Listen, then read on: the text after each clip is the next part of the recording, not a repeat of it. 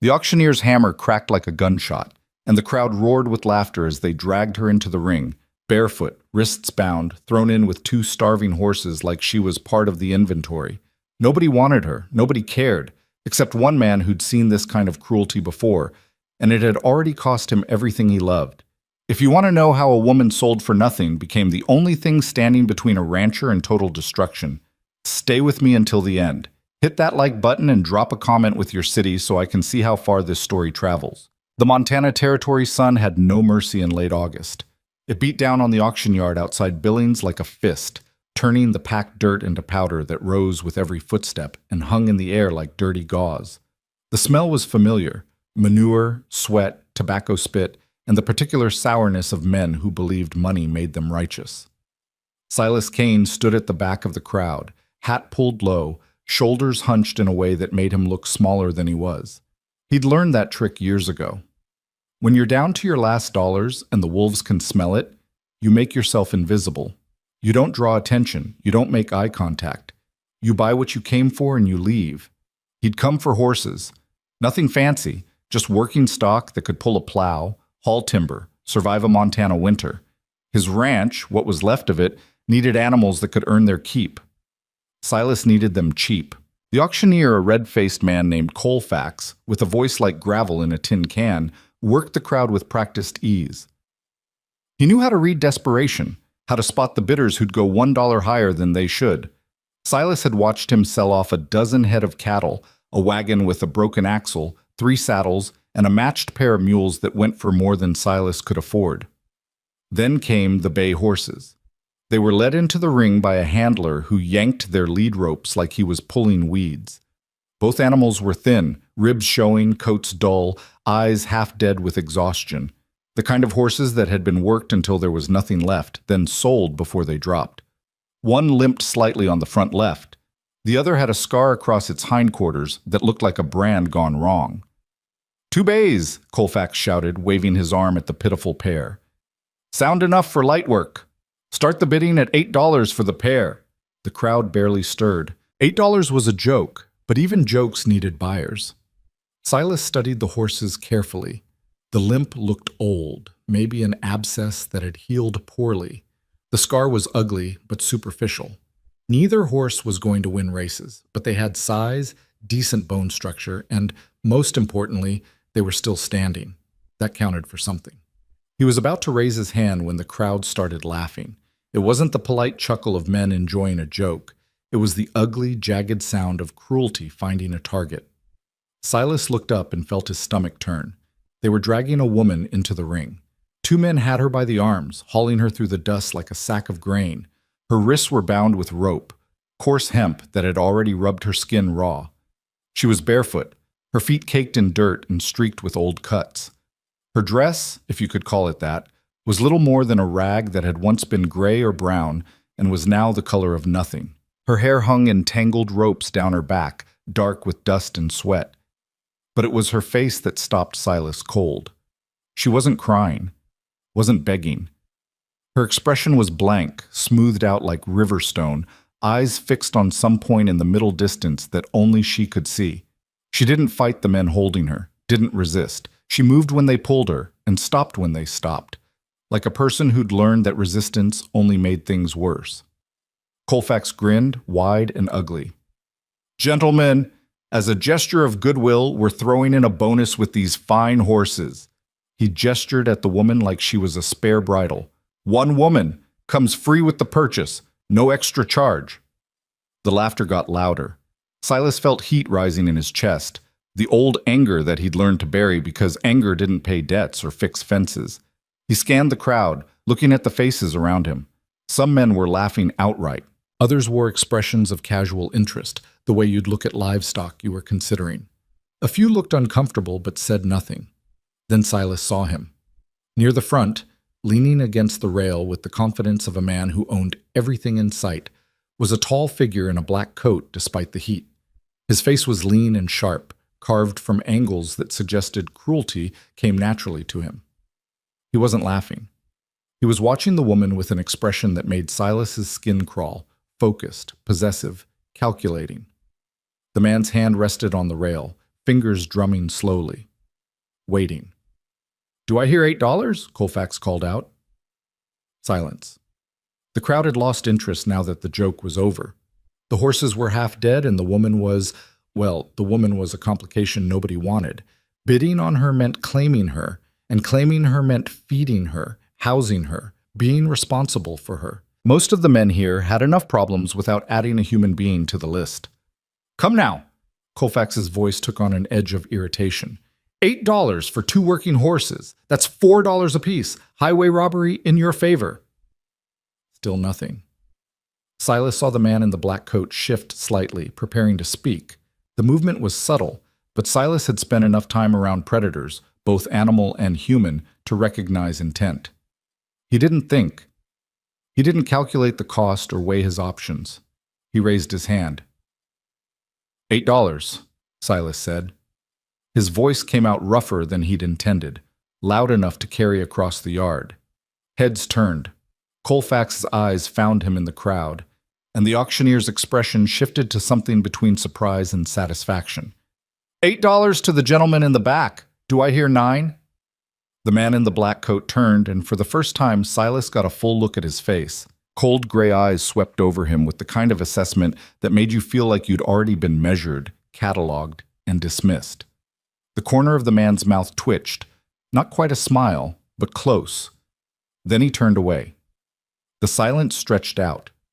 Somewhere in the crowd, a man coughed. A horse stamped its hoof. $8 going once. Colfax's hammer hovered in the air. Going twice. The crack of wood on wood echoed across the yard. Sold to the gentleman in the back.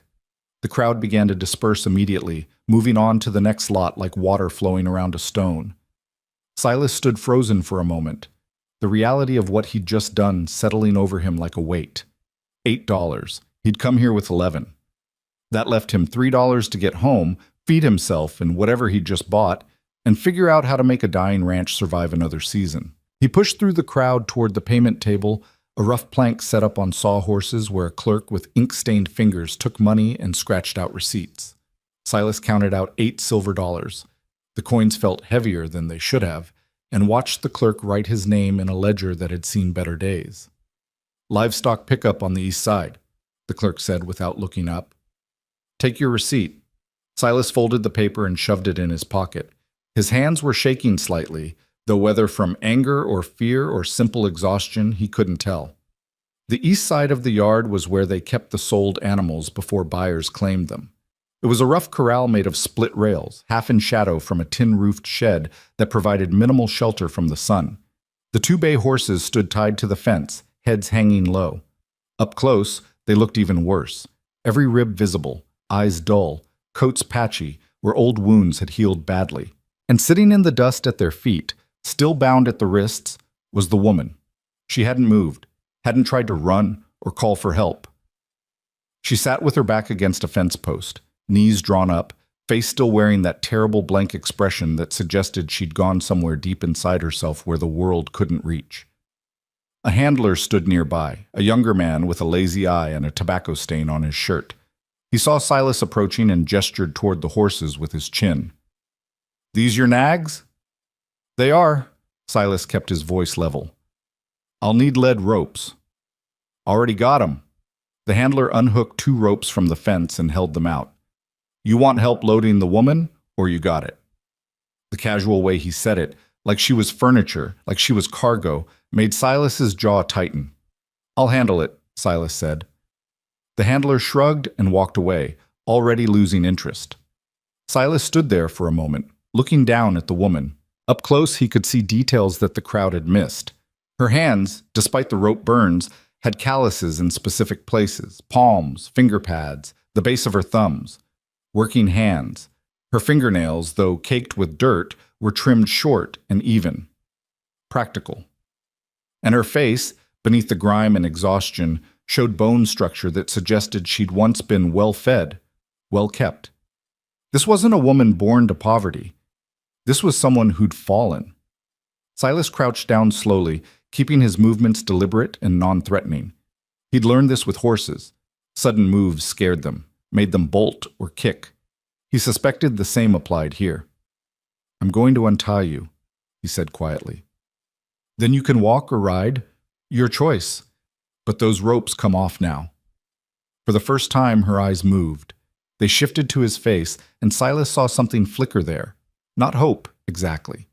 More like cautious assessment. She was deciding whether he was lying, whether this was another trick, another test. He pulled his knife from his belt. A simple working blade, worn handle, edge, kept sharp because dull knives were dangerous.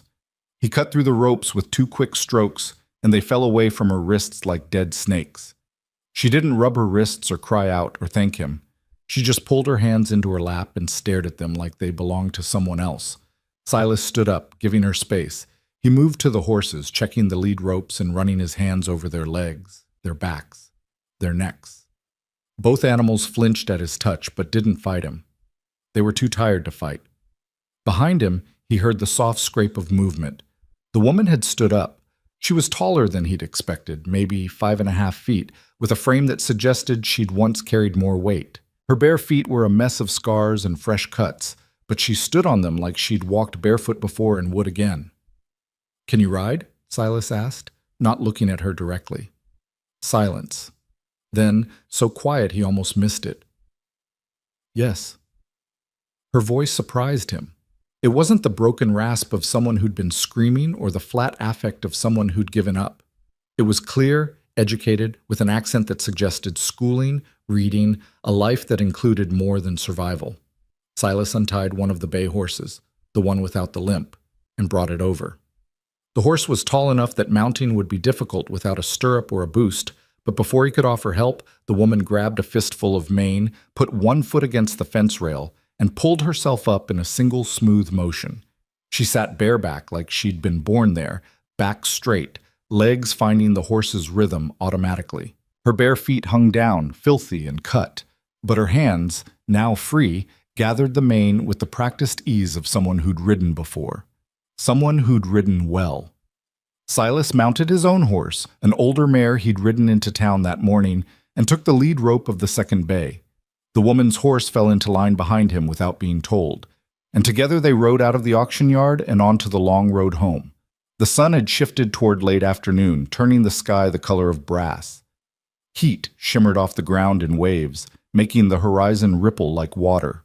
Silas kept the pace slow, conscious of the condition of the horses and the fact that the woman had no shoes, no hat, no protection from the sun except the rags she wore. They rode in silence for the first hour. The road was little more than a track worn into the prairie by wagon wheels and cattle drives, winding through grass that had gone yellow from drought. Occasionally they passed other travelers, a freight wagon heading toward Billings, a family in a buckboard with children peering out from under the canvas cover, a lone rider on a paint horse who tipped his hat to Silas and didn't spare a second glance for the woman. Silas used the time to think, to process what he'd done and what it meant. He'd bought 2 horses he couldn't afford and claimed a woman he had no plan for. His ranch, if you could still call it that, was barely holding together. The house leaked. The barn needed repairs he didn't have the money or materials to make. His fences were falling down, his well was running dry, and his small herd of cattle had been reduced to 6 head after a winter that killed half of them and a spring that saw the rest stolen or lost. He was one bad season away from losing everything, and now he'd added 3 more mouths to feed. The smart thing, the rational thing, would have been to walk away. Let someone else buy the horses. Let someone else deal with the woman. Silas had enough problems without taking on other people's burdens, but he'd seen the way that man in the black coat looked at her. He'd seen that look before. 3 years ago, Silas's mother had worked herself to death trying to keep the ranch running after Silas's father passed. She'd worked through fever, through exhaustion, through pain that should have sent her to bed. And when she'd finally collapsed, when her body had given everything it had, the vultures had circled. Men with papers and deeds and legal claims, men who smiled and spoke softly and took everything she'd built, everything she'd bled for, and called it justice, called it business, called it the law. Silas had been too young, too stupid, too powerless to stop them. He'd watched his mother die in a house that no longer belonged to her, and he'd sworn, to himself, to her grave, to the empty Montana sky, that he'd never watch it happen again. So when he'd seen that woman in the auction ring, bound and barefoot and treated like cargo, and when he'd seen that predator watching her with ownership in his eyes, Silas had done the only thing his conscience would allow. He'd raised his hand. Whether it was smart or stupid, whether it saved her or damned them both, didn't matter. He'd made his choice. Now he had to live with it. The sun was touching the horizon when Silas's ranch came into view. Calling it a ranch was generous. It was a collection of weathered buildings scattered across a shallow valley, a house that sagged on one side, a barn with half its roof missing, a corral made of rails that didn't match, and a chicken coop that had been empty since the foxes got in last spring. It looked like what it was, the last breath of something dying. Silas rode past the broken gate. It had fallen off its hinges 2 months ago, and he hadn't bothered to fix it, and into the yard. Dust rose around the horse's hooves and settled back down like it had nowhere else to be. He dismounted and tied his mare to the hitching post, then turned to help the woman down. But she'd already slid off the bay horse's back and was standing in the dirt, looking around with that same unreadable expression. "There's a bunkhouse," Silas said, gesturing toward a small structure near the barn. It had been built for ranch hands back when his father had employed them, but those days were long gone. "It's not much, but it's got a roof and a door that locks from the inside." The woman's eyes moved to the bunkhouse, then back to Silas. "You'll find blankets inside," he continued, feeling awkward under her silent gaze. "There's a pump by the barn for water. I'll bring food when it's ready." She didn't nod or thank him or acknowledge his words in any way. She just turned and walked toward the bunkhouse, bare feet leaving small prints in the dust. Silas watched her go, then set about caring for the horses. He led all 3 animals to the barn, gave them water from the trough. It was getting low, another problem for another day, and measured out small portions of grain he couldn't really spare. The 2 bays ate like they were starving, which they probably were. His mare ate more slowly, eyeing the newcomers with suspicion. By the time he'd finished with the animals and closed up the barn, full dark had fallen. The sky was black and enormous, scattered with more stars than seemed possible. Silas stood in the yard for a moment, letting the night air cool the sweat on his skin, listening to the silence. Then he went inside to see what he could scrape together for dinner. The house was dark and close, still holding the day's heat like a fist. Silas lit a lamp and set it on the table, rough-hewn pine that his grandfather had built 50 years ago, and surveyed his options. There wasn't much. Half a sack of cornmeal, some dried beans that needed soaking, a heel of bread that had gone hard, 3 eggs from the neighbor's chickens he'd traded work for last week, a tin of lard, salt. That was it. He could make cornbread and beans, stretch it to feed 2 people if he was careful. The eggs he'd save for morning. Silas got to work, moving through the familiar motions of measuring and mixing. The cornbread went into a cast-iron skillet and then into the cook stove. The beans went into a pot with water and salt. While they cooked, he cleaned up the kitchen as best he could, swept the floor, wiped down the table, washed the dishes that had been piling up. When the food was ready, he divided it onto 2 plates, one for him, one for the woman. He wrapped hers in a cloth to keep it warm and carried it out to the bunkhouse. The door was closed but not locked. Silas knocked twice. No answer. He knocked again. "I'm leaving food on the step," he called through the door. "You don't have to take it, but it's here if you want it." Silence. Silas set the plate down carefully, making sure it wouldn't tip, then walked back to the house. He ate his own dinner standing at the counter, too tired to sit, too restless to relax. The cornbread was dry and the beans were bland, but they filled the hollow space in his stomach. After he finished, he washed his plate and the pot, then sat at the table with the lamp turned low and tried to think through what came next. He needed work. The ranch couldn't support itself anymore. That much was clear. The land was too dry, the buildings too broken, the herd too small. He'd need to hire out, find day labor, maybe sign on with one of the bigger outfits for the fall roundup. It would mean leaving the ranch unattended, but there wasn't much left to protect, and now he had 3 extra mouths to feed. The horses might earn their keep if he could get them healthy. The woman... Silas stopped that line of thought before it went anywhere. He hadn't bought her to work her. He'd bought her to get her away from the auction, away from that man in the black coat. What she did now was her choice. If she wanted to leave, he wouldn't stop her. If she wanted to stay, he'd find a way to make it work. He just hoped he'd made the right choice. Silas blew out the lamp and went to bed, climbing the narrow stairs to the second floor where his room overlooked the yard. He didn't bother undressing, just lay down on top of the blankets and stared at the ceiling, watching shadows move across the plaster as moonlight filtered through the window. Sleep took a long time to come. When it did, it was shallow and restless, full of half-formed dreams about auctions and ropes and eyes that watched from the shadows. Silas woke to the sound of hammering. For a moment he thought he was still dreaming, that the noise was part of some nightmare his exhausted brain had conjured. But the sound continued, steady and rhythmic, the sharp crack of metal on wood echoing across the yard. He rolled out of bed and went to the window. Dawn was just breaking, the sky turning from black to deep blue to pale gold at the horizon. And in the yard below, silhouetted against the rising sun, was the woman. She was working on the fence. Silas stared, trying to make sense of what he was seeing. The fence that bordered the north side of the corral had been sagging for months, one of the rails broken clean through, and the posts leaning at angles that suggested they'd give up completely any day now. The woman had found tools somewhere, hammer, nails, a saw, and was in the process of replacing the broken rail with a new piece of wood. Her movements were precise and methodical, each strike of the hammer hitting true, each cut of the saw following a clean line.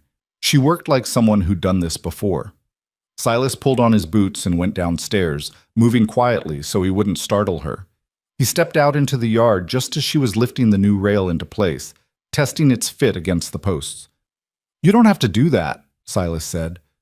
She didn't turn around, didn't acknowledge his presence, just continued working, sliding the rail into position and holding it there while she reached for the hammer.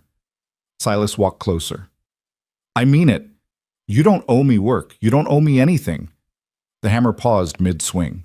For a long moment, she stood perfectly still, the rail balanced on her shoulder, her back to him.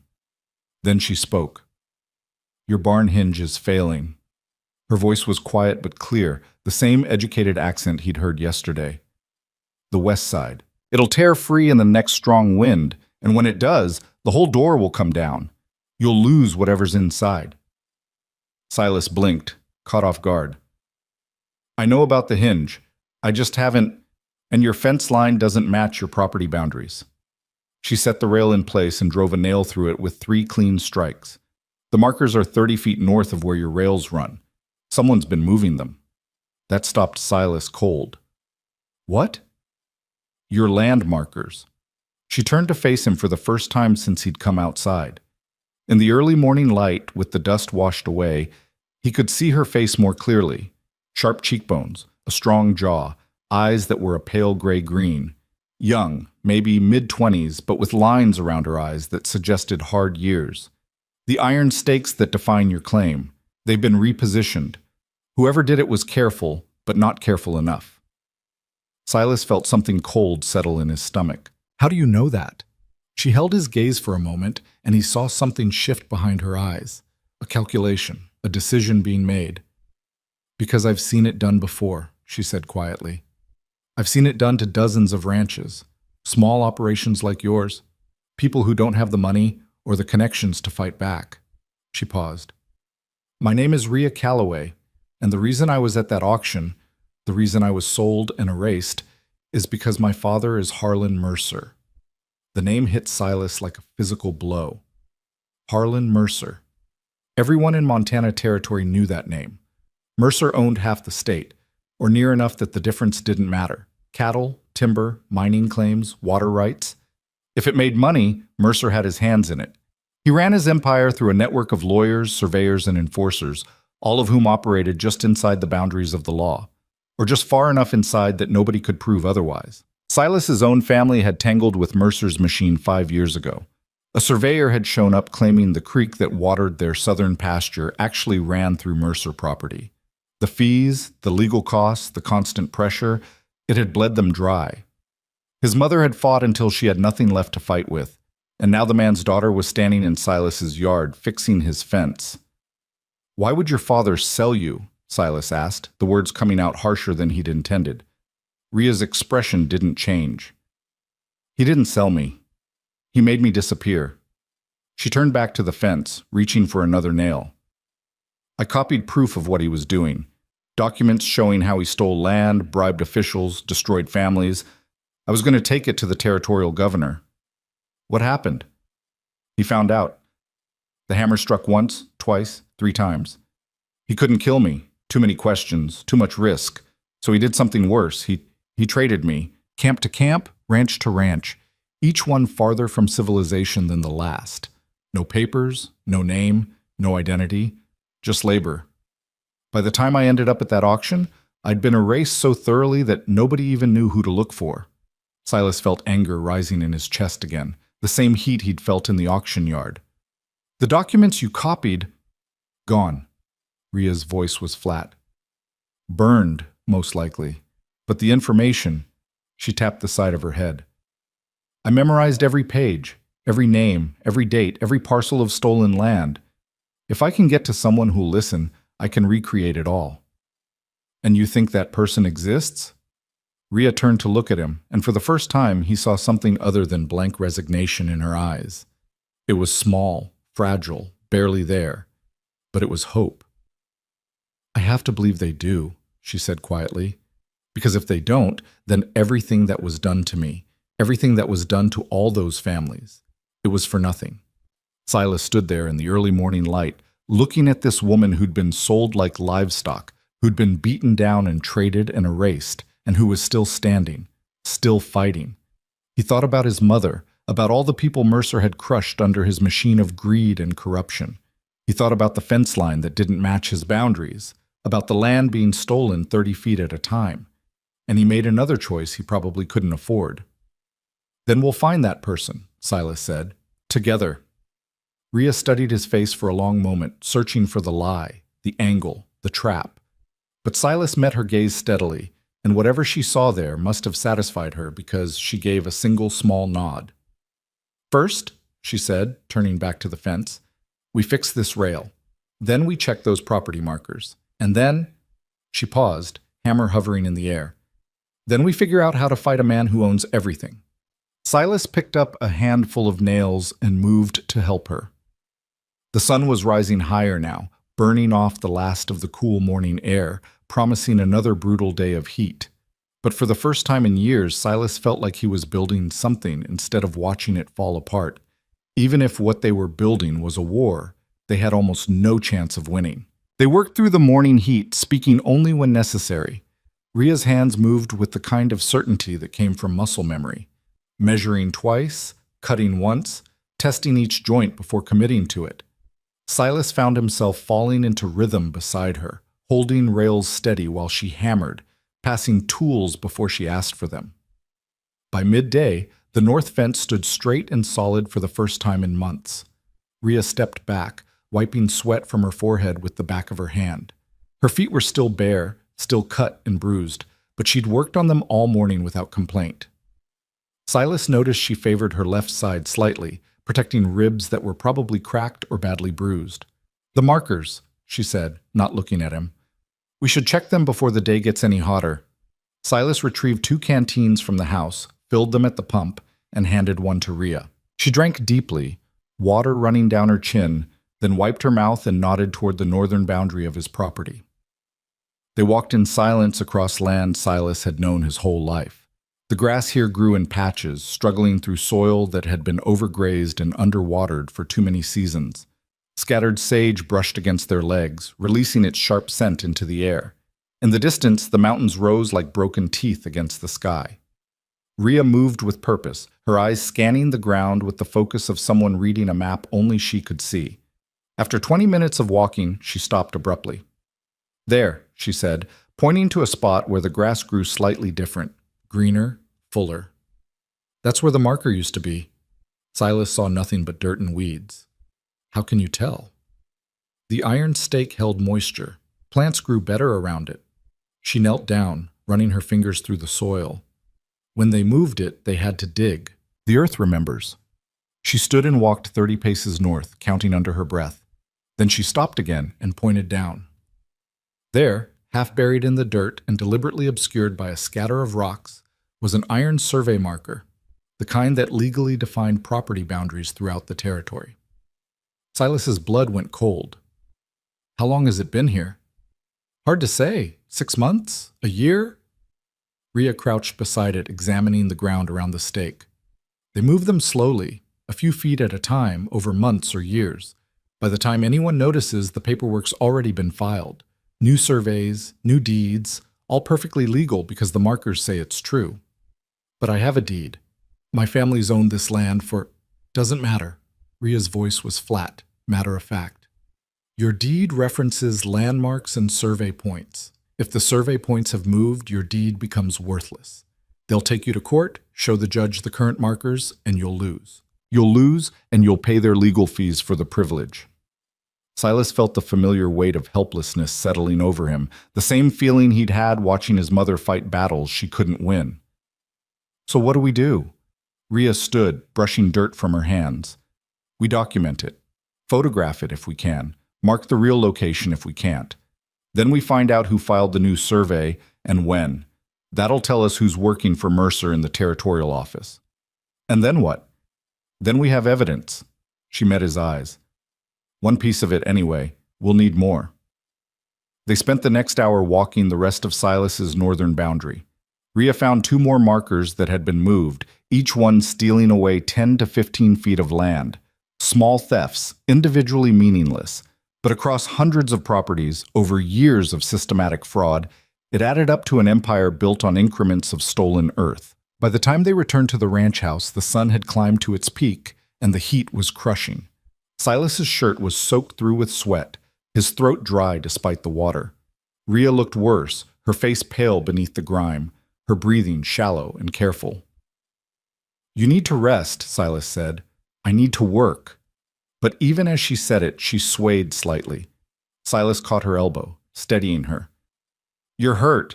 Probably haven't eaten a decent meal in weeks. Rest isn't negotiable. For a moment, he thought she'd argue.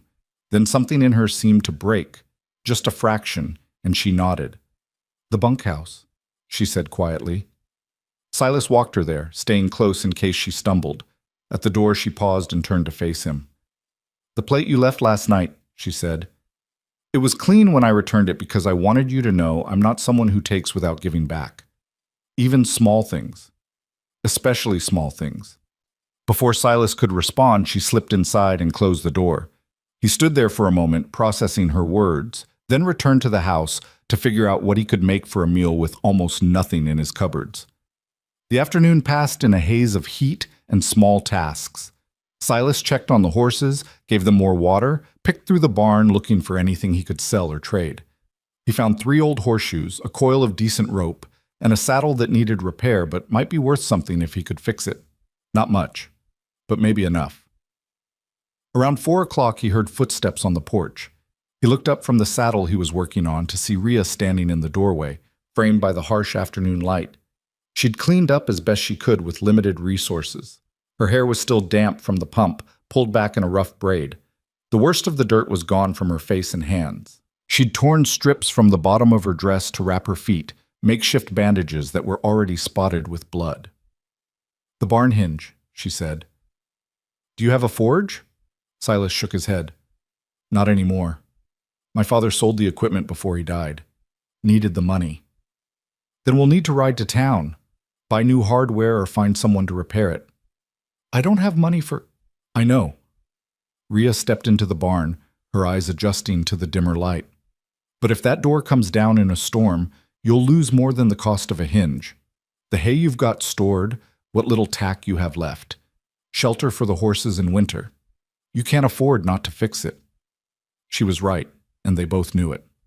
Silas set down the saddle and rubbed his face with both hands, feeling the scrape of 3 days' stubble. There's a man I know in Billings, he said finally. Holt Dawson. Runs a freight business. He might have work I can do, enough to buy what we need. How far is Billings? 4 hours ride, maybe 5 with the horses in the shape they're in. Rhea nodded slowly.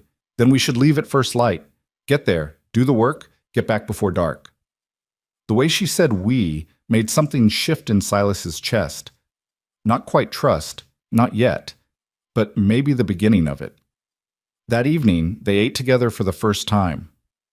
Silas had managed to make a thin stew from the last of the beans and some wild onions he'd found growing near the creek. It wasn't much, barely enough to call a meal, but it was hot, and it filled the hollow spaces. They sat at the table in the kitchen, the lamp turned low to save oil. For a long time, neither of them spoke. The silence wasn't comfortable exactly, but it wasn't hostile either.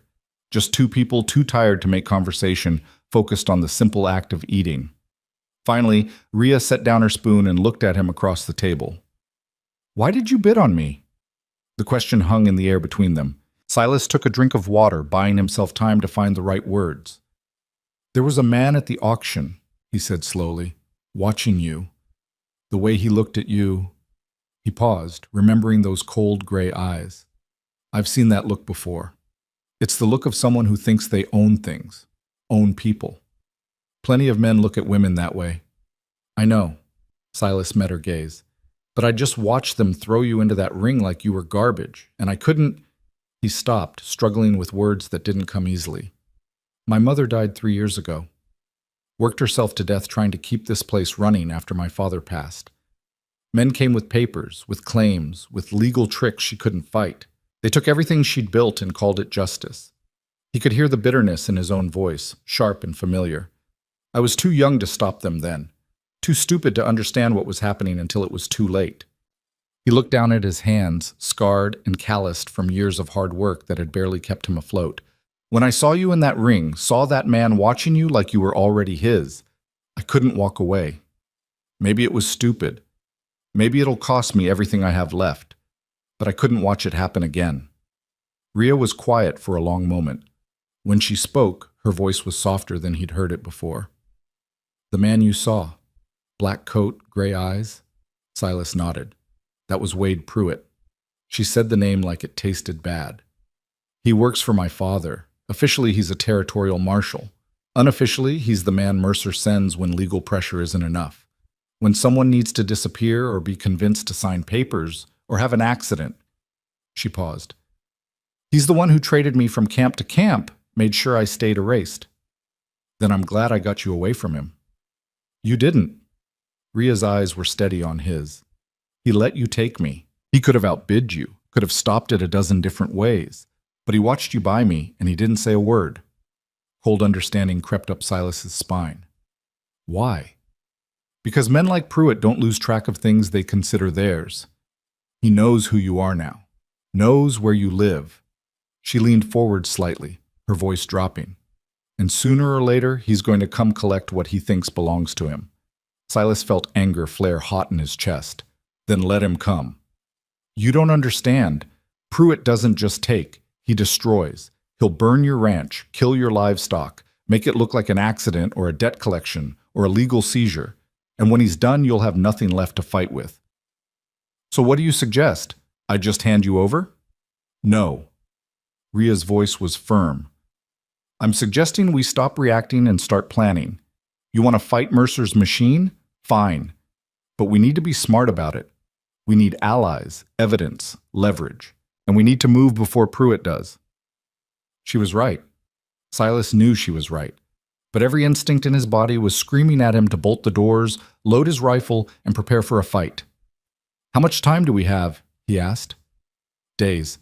Maybe a week if we're lucky." Rhea stood, picking up her empty bowl. "Pruitt likes to let people settle in, feel safe. Then he strikes when they're not expecting it. Then we use the time we have." Silas stood as well. "Tomorrow, we ride to Billings. I'll work for Dawson, get money for supplies. While I'm working, you can ask around, carefully. See if anyone's willing to talk about Mercer, about moved property markers, about families who lost land they shouldn't have lost." "That's dangerous. People who talk about Mercer tend to have short lifespans." "Everything about this is dangerous." Silas carried his bowl to the wash basin. "But sitting here waiting for Pruitt to come finish what he started, that's not a choice I can live with." Rhea studied him for a long moment, then nodded. "First light, then." She moved toward the door, but Silas stopped her with a question. "Why are you doing this? You could run, disappear, change your name, go somewhere Mercer's reach doesn't extend." Rhea turned back, and in the lamplight her face looked older than her years. "Because running means they win," she said quietly. "It means every family they destroyed, every person they erased, every inch of land they stole, it all stands. It all becomes permanent." She paused. "My mother died when I was 12. Before she passed, she made me promise something. She said if I ever saw injustice, I should stand against it, even if standing meant falling. That's a hard promise to keep." "Yes." Ria's smile was small and sad. "But it's the only thing I have left of her, so I keep it."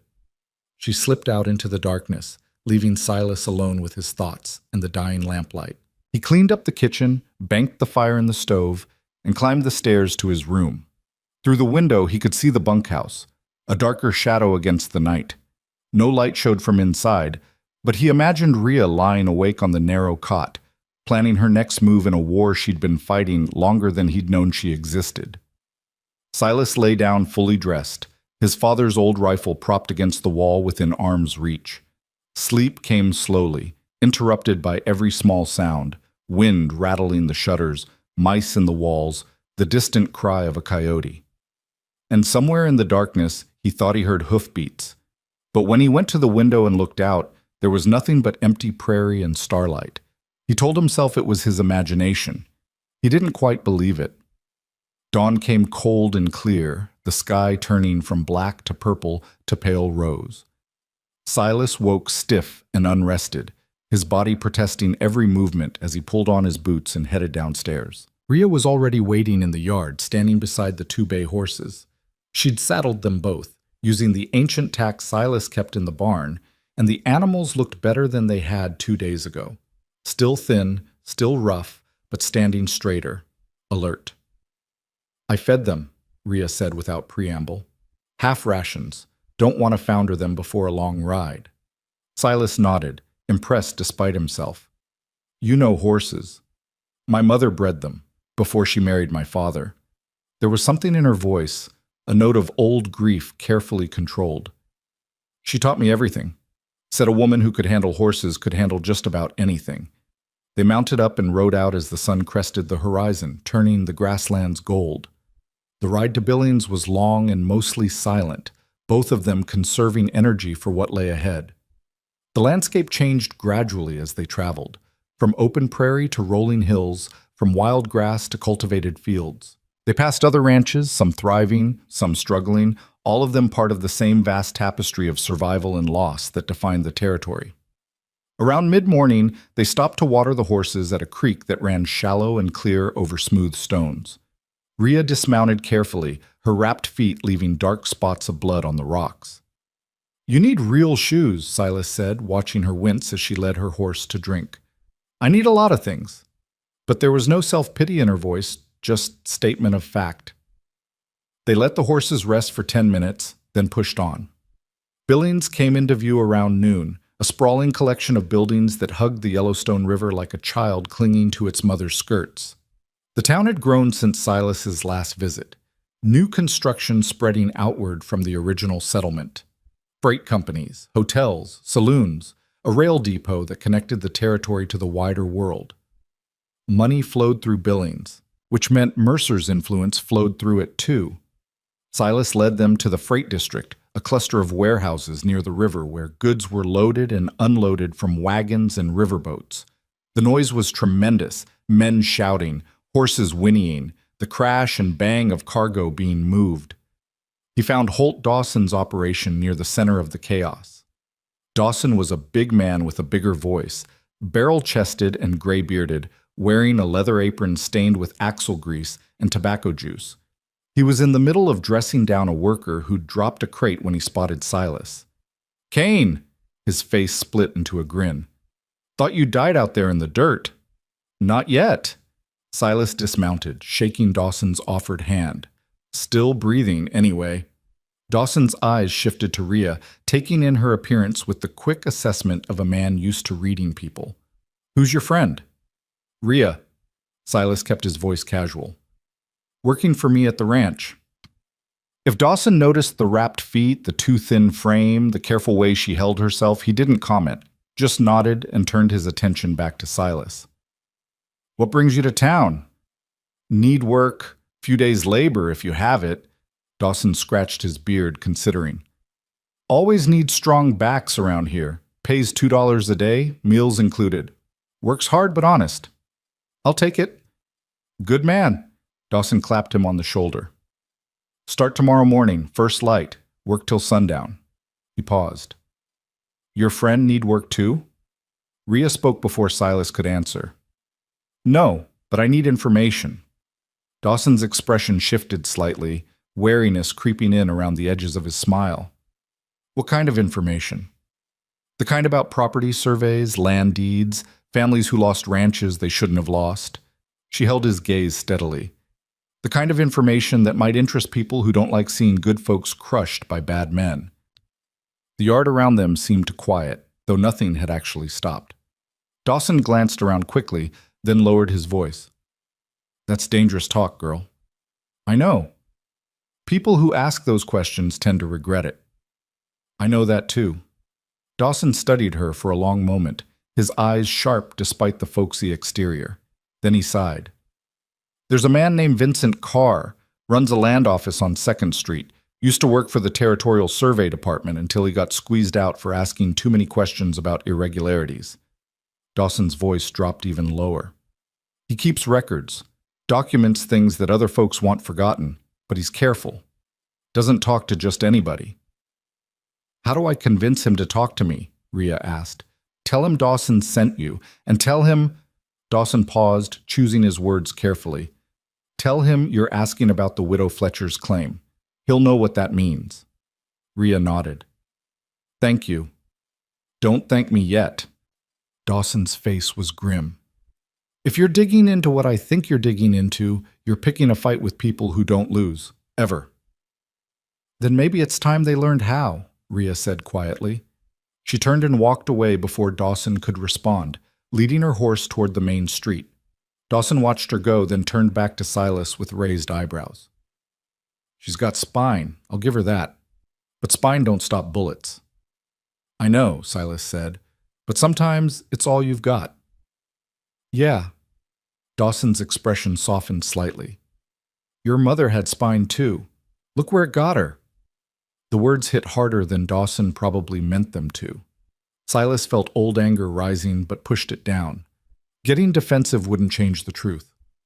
She fought until she couldn't anymore, Silas said quietly. That's more than most people can say. True enough, Dawson clapped him on the shoulder again. Go on, catch up with your friend. Make sure she doesn't get herself killed before tomorrow morning. I need you fresh for work. Silas found Rhea 2 streets over, standing in front of a modest building with a painted sign that read, V. Carr, Land Records and Legal Documentation. The windows were dusty, the door slightly crooked in its frame. It didn't look like much. You ready for this? Silas asked. Rhea's jaw was set, her eyes hard. I've been ready for 3 years. They tied the horses and approached the door. Silas knocked twice. For a long moment, nothing happened. Then a voice called from inside, muffled and suspicious. We're closed. Holt Dawson sent us, Rhea called back. We're asking about the widow Fletcher's claim. Silence. Then the sound of multiple locks being turned. The door opened a crack, revealing a thin slice of a man's face, pale skin, wire-rimmed spectacles, eyes that darted nervously between them. How many people know you're here? Vincent Carr asked. Just Dawson, Silas said. Silas. You're sure? As sure as we can be. Carr hesitated, then pulled the door open wider. Get inside, quickly. They stepped into a cramped office that smelled of old paper and lamp oil. Every available surface was covered with documents, stacks of deeds, survey maps, ledgers filled with cramped handwriting. The windows were covered with heavy curtains despite the heat, blocking any view from the street. Carr closed the door behind them and threw the locks again. 3 separate bolts, Silas noticed. The man was terrified. You mentioned the widow Fletcher, Carr said, moving to stand behind his desk like it was a fortress. That means you know something about Mercer's operations. More than something, Rhea said. She stepped forward into the light, and for the first time let her mask slip. Let him see the exhaustion, the pain, the barely controlled fury. I'm Harlan Mercer's daughter, and I'm here to destroy everything he's built. Carr's face went white. He dropped into his chair like his legs had given out. Merciful... He caught himself, swallowing hard. You're supposed to be dead, or vanished, or... Erased, Rhea finished. Yes, that was the plan, but plans don't always work out the way powerful men expect them to. She leaned forward, placing both hands flat on Carr's desk. I memorized proof of every crime my father committed, every stolen deed, every bribed official, every family he destroyed, and I'm going to put it all on record, in a way that can't be buried or burned or forgotten. Her voice was steel wrapped in velvet.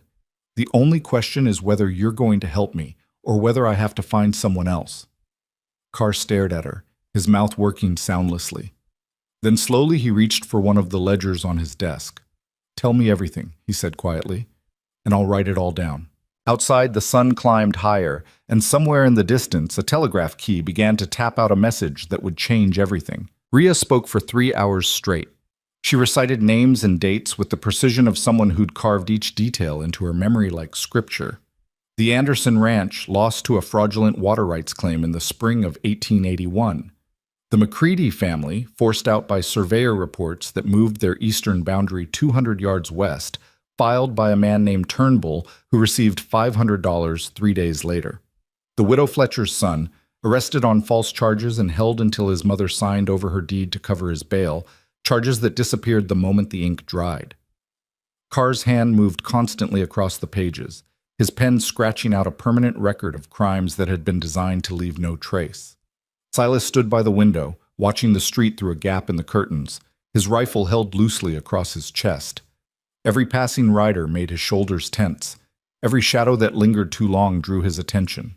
The Territorial Surveyor's Office has 3 men on Mercer's payroll, Rhea continued, her voice never wavering despite the hours of talking. Edmund Cross, Samuel Yates, and a newer hire named Porter Grimm. Cross handles the paperwork. Yates does the field work, moving markers and filing false reports. Grimm acts as enforcement when landowners get suspicious. Can you prove the payments? Carr asked, not looking up from his writing. I saw the ledgers. My father kept them in his study, locked in a safe he thought I didn't know about. Rhea's mouth twisted into something that wasn't quite a smile. He forgot that I watched him open it every night for 10 years. Forgot that I can count and read and remember. The ledgers would be the key evidence. Without them, I know. Frustration crept into Rhea's voice for the first time. Without them, it's my word against one of the most powerful men in the territory. But the ledgers are gone. Burned, probably, the moment he realized I'd seen them. Carr set down his pen and removed his spectacles, rubbing the bridge of his nose. Then what we're building here is circumstantial at best, pattern evidence. It might be enough to raise questions, start an investigation, but conviction, he shook his head. I don't need conviction, Rhea said quietly. Not yet. I need light. I need people to start looking at Mercer's empire and asking how one man acquired so much land so quickly through so many convenient legal victories. I need doubt. Doubt can be dangerous, for you more than him. Everything is dangerous for me. Has been since the day I copied those ledgers. Rhea leaned forward, urgency sharpening her voice.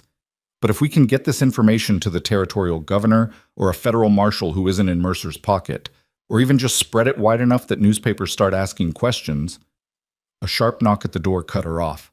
All 3 of them froze. Carr's face went ashen.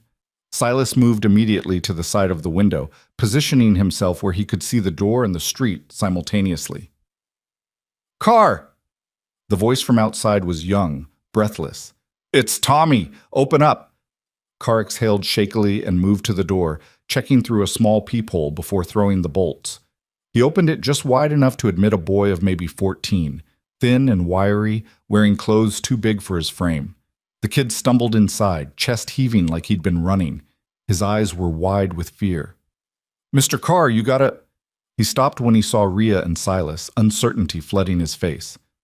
It's all right, Tommy, Carr said, though his voice suggested it was anything but. They're friends. What happened? There's men asking about strangers in town. 2 of them came in about an hour ago. A man and a woman on bay horses. Tommy gulped air, still catching his breath. They're at the telegraph office, sending messages. Silas felt ice run down his spine. What did these men look like? Rough types. Guns, trail dust, hard faces. One of them mentioned a name, Pruitt, said they were supposed to report to him. Rhea's expression didn't change, but Silas saw her hands clench into fists. How long do we have? She asked, her voice perfectly calm. Depends how fast Pruitt moves once he gets the message. Carr was already gathering papers, stuffing them into a leather satchel. Could be hours, could be tomorrow, could be he's already on his way. Then we leave now. Silas moved toward the door, but Rhea caught his arm. We can't just run, not without finishing this. She turned to Carr. How much more do you need? Need for what? A full case? Years? Enough to start asking loud questions? He gestured to the pages spread across his desk. This is already more than I've compiled in 3 years of careful digging. If I can get this to the right people. Who are the right people? Silas interrupted. Seems like everyone with authority is either working for Mercer or scared of him. Not everyone? Carr's hands were shaking as he organized documents. There's a federal judge in Helena, Samuel Craddock. He's old territorial aristocracy, appointed by Washington before Mercer's influence spread that far. If anyone can act on this without being shut down, it's him. Helena's 3 days hard ride from here, Silas said. 2 if you push, Carr corrected, but you'd kill your horses getting there.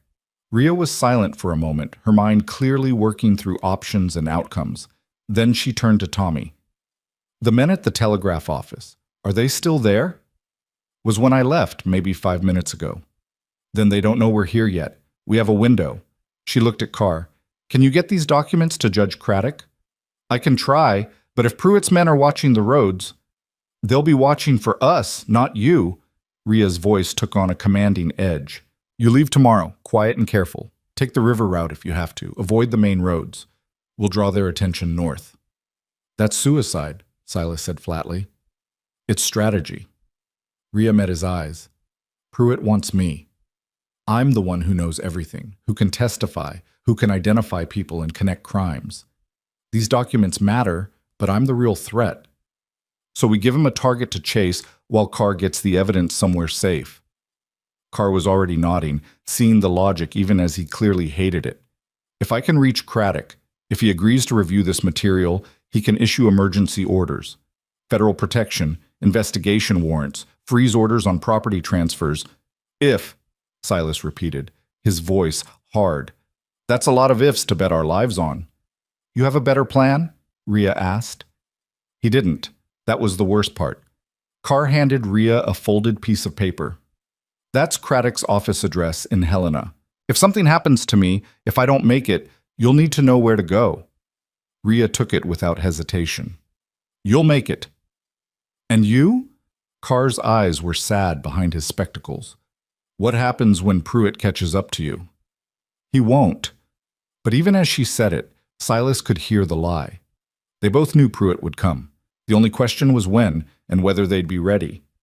Tommy cleared his throat. There's a back way out.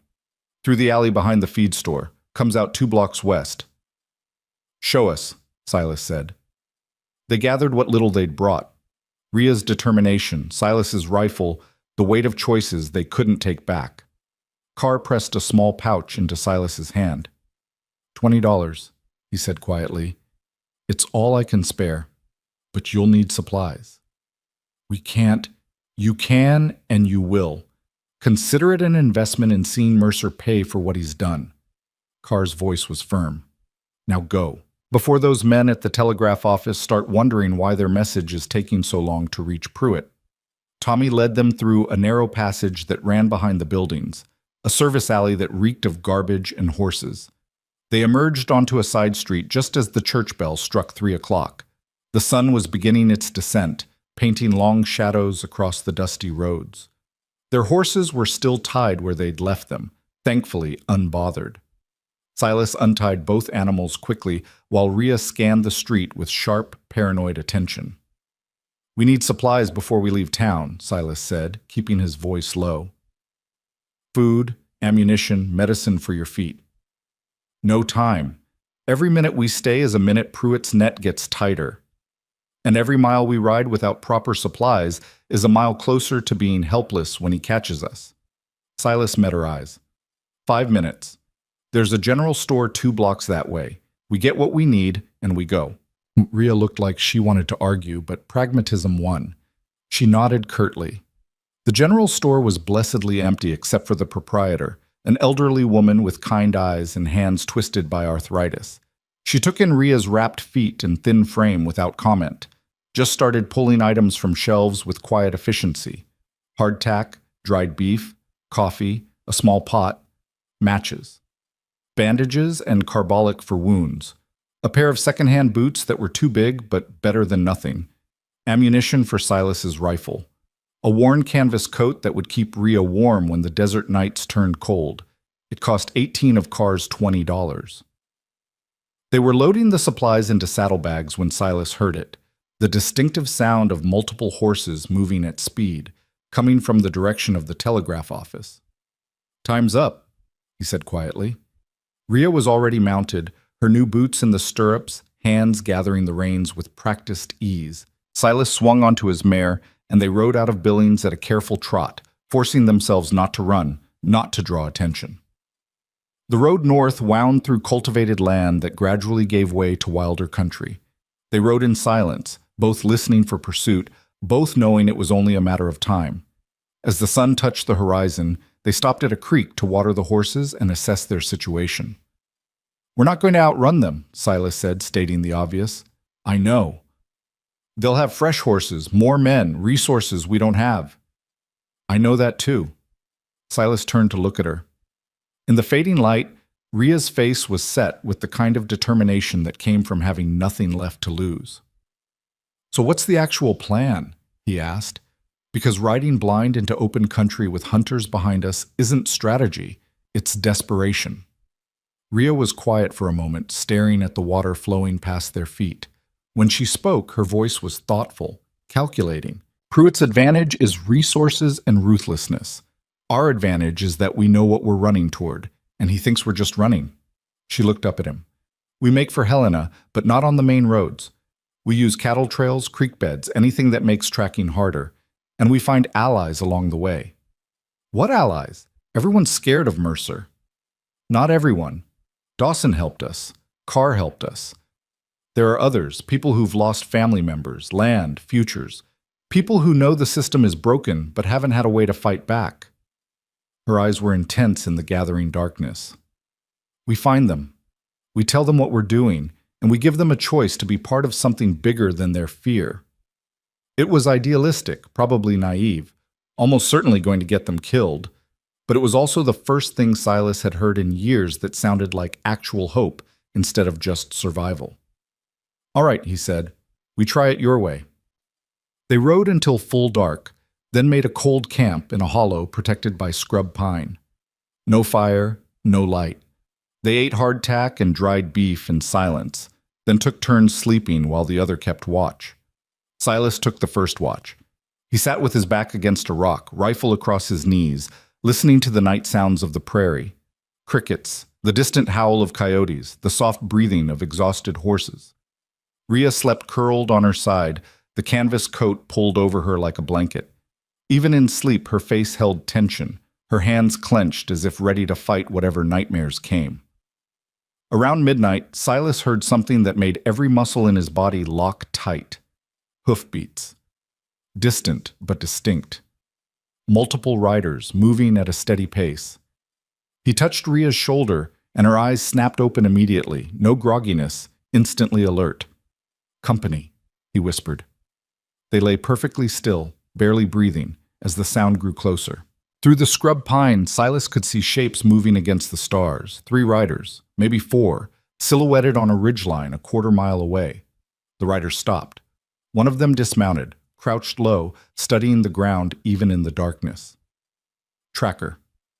Silas's hand tightened on his rifle. If they'd been followed this far, this fast, then Pruitt's network was even more extensive than they'd feared. But the riders didn't turn toward their camp. Instead, after a long, tense minute, they remounted and continued north, following the main road. Looking for them, but not finding them. Not yet. Silas and Rhea waited until the hoofbeats faded completely before either of them moved. "They're ahead of us now," Rhea whispered, blocking the direct route to Helena. "Then we go around, east through the breaks, then north. That adds a day to the journey. Better a day than a bullet."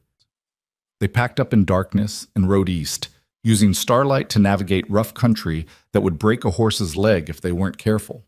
The land here was harsh and broken, carved by ancient water into canyons and ridges that made travel slow but provided dozens of places to hide.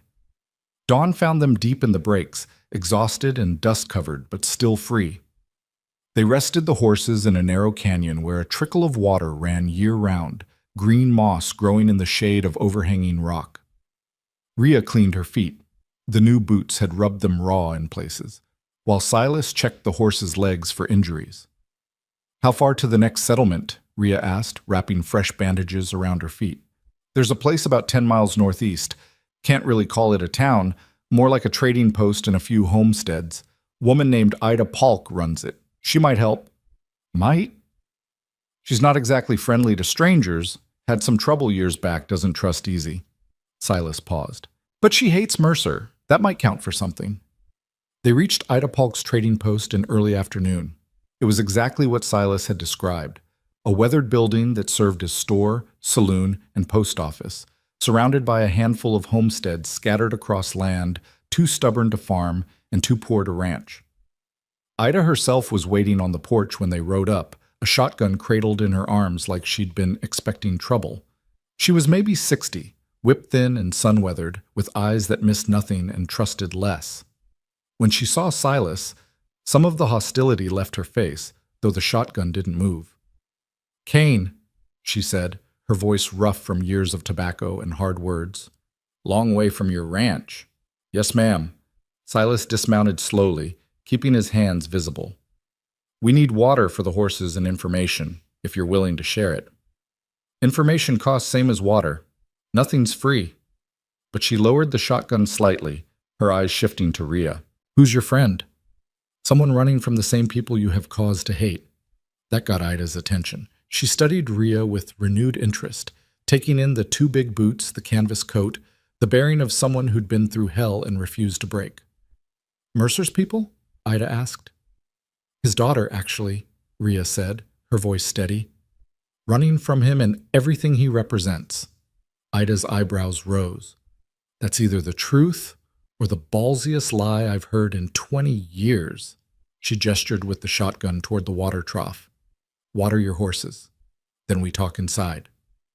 The trading post's interior was dim and cluttered, shelves stocked with everything from canned goods to mining equipment. A bar ran along one wall, bottles lined up behind it like soldiers. Ida poured 3 glasses of whiskey without asking if they wanted it. "You're Harlan Mercer's daughter," Ida said, pushing a glass toward Rhea. It wasn't a question. "Was. Before he tried to erase me." "Why'd he do that?" "Because I found proof he built his empire on fraud and theft, and I was going to expose him." Ida took a long drink, her eyes never leaving Rhea's face. "And now?" "Now I'm heading to Helena with enough evidence to start an investigation. If I can get there before his men catch me." "You won't." Ida's voice was flat, certain. "Wade Pruitt's already been through here, 2 hours ago with 4 men, asking about strangers, offering money for information." She paused. "I told them I hadn't seen anyone, but others might not be so tight-lipped." Silas felt his stomach drop. 2 hours? Which direction did they go?" "North. Toward Helena." Ida refilled her glass. "They're setting up a net. Riders on all the main approaches, men in the towns, eyes everywhere. You ride into that, you won't ride out." Rhea's face had gone pale, but her voice remained controlled. "Then we need another route." "There isn't one." "Not unless you want to add a week to your journey going through country that'll kill you before Pruitt does." Ida leaned back in her chair. "You're trapped, girl. Might as well accept it." "No." The word came out hard, final. "There's always another way." "Is there?" Ida's smile was bitter. "Because from where I'm sitting, you've got hunters behind you, hunters ahead of you, and not enough time or resources to slip past both." Silas could see the calculation happening behind Rhea's eyes, options being weighed and discarded with brutal efficiency. "What if we don't try to slip past?" Rhea said slowly. "What if we go straight through?" Both Silas and Ida stared at her. "That's insane," Silas said. "Is it? Pruitt's expecting us to hide, to run, to avoid confrontation. What if we do the opposite?" Rhea leaned forward, intensity building in her voice. "We ride straight for Helena on the main road. Force Pruitt to make his move in daylight, in public, where there are witnesses." "He'll kill you," Ida said flatly. "Maybe, but he'll have to do it where people can see, where questions will be asked. And if we're lucky, we make it close enough to Helena that we can reach Judge Craddock before Pruitt can stop us quietly." Silas shook his head. "It's too risky." "Everything is risky. At least this way we choose the battlefield." Rhea turned to Ida. "You said you hate Mercer. Is that just words, or does it mean something?" Ida's expression hardened. "My son died because of Mercer. Worked himself to death trying to keep a ranch that Mercer's lawyers stole through paperwork and lies. I watched that boy break himself against an unfair fight, and when he finally gave up and put a bullet in his head, nobody cared. Nobody asked questions. It was just another sad story in a territory full of them."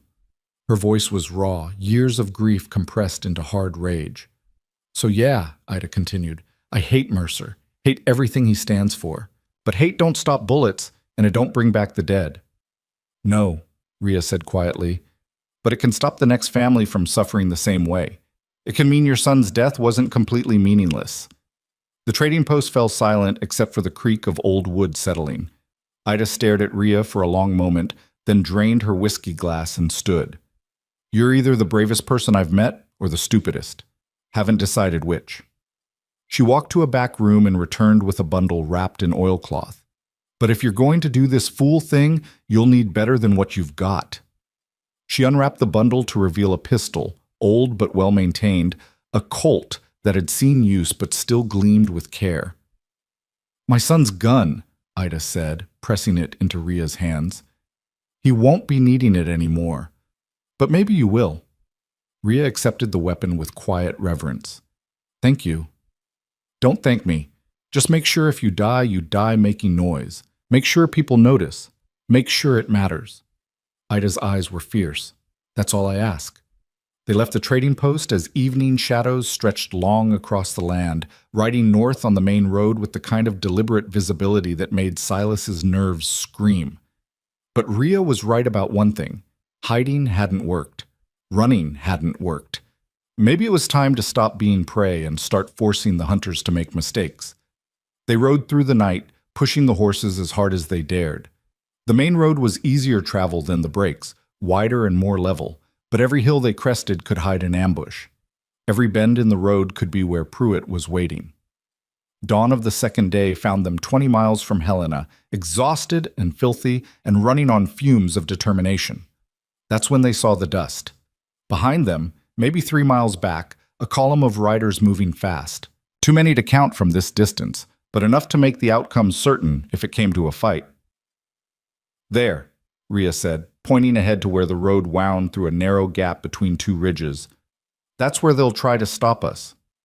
Silas saw it immediately. The perfect ambush point, narrow approach, high ground on both sides, no way around. And standing in the center of the road, perfectly positioned and utterly calm, was Wade Pruitt. He sat on a black horse that matched his coat, flanked by 2 men with rifles. Behind him, Silas could see more riders positioned on the ridges, maybe 6 total, all armed, all waiting. "Last chance to run," Silas said quietly.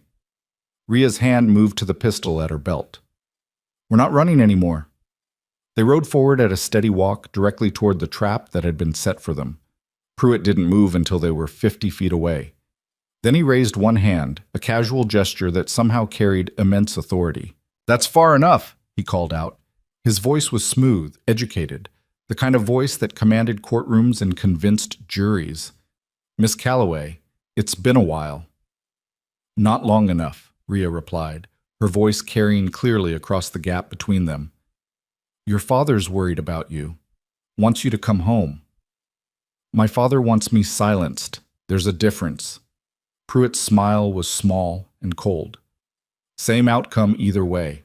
You can come with me quietly, or we can make this difficult. Your choice. Silas saw Rhea's hand tighten on the reins, saw the calculation in her eyes. They were outnumbered, outgunned, and trapped between Pruitt's men ahead and the riders closing from behind. And then Rhea did something that shocked everyone, including Silas. She spurred her horse forward, straight at Pruitt. The bay horse surged forward with desperate speed, hooves throwing dust that caught the morning light like smoke.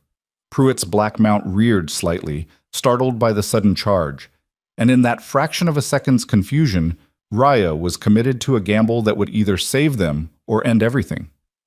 Silas understood immediately what she was doing, not trying to fight, not trying to escape, but forcing Pruitt's hand in the worst possible way, making him choose between letting her through or shooting a woman in front of witnesses on a public road in broad daylight. Pruitt's men raised their rifles, fingers on triggers, waiting for the order. But Pruitt himself hesitated, his cold calculation visible even from a distance. He could kill her easily, but doing it here, doing it now, would create exactly the kind of attention Mercer's empire depended on avoiding. Rhea wasn't slowing down. Silas kicked his mare forward, staying behind Rhea but close enough to matter, his own rifle held across his saddle in a way that could be defensive or offensive, depending on how the next 3 seconds played out. "Stop her!" one of Pruitt's men shouted, but the marshal raised his hand again, holding his men in check. The gap closed, 40 feet, 30, 20. Rhea's horse was breathing hard, foam flecking its mouth, pushed beyond what its weakened body could sustain. But it kept running because its rider demanded it, because sometimes survival was just about refusing to stop. At 15 feet, Pruitt moved his horse sideways, blocking the narrow pass. His face was perfectly calm, like he was arranging furniture rather than stopping a fleeing woman.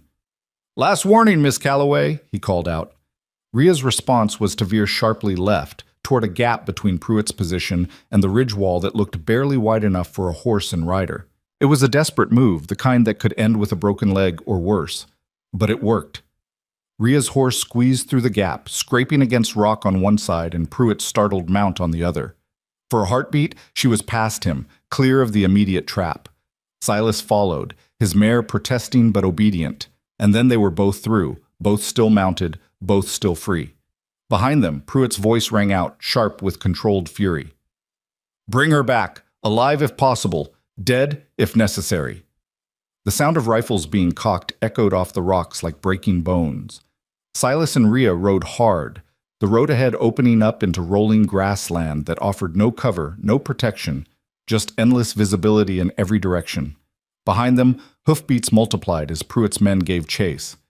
"We can't outrun them," Silas shouted over the thunder of their horses. "We don't have to outrun them," Rhea called back, her voice tight with pain and determination. "Just have to make it far enough." Far enough for what? Silas didn't know.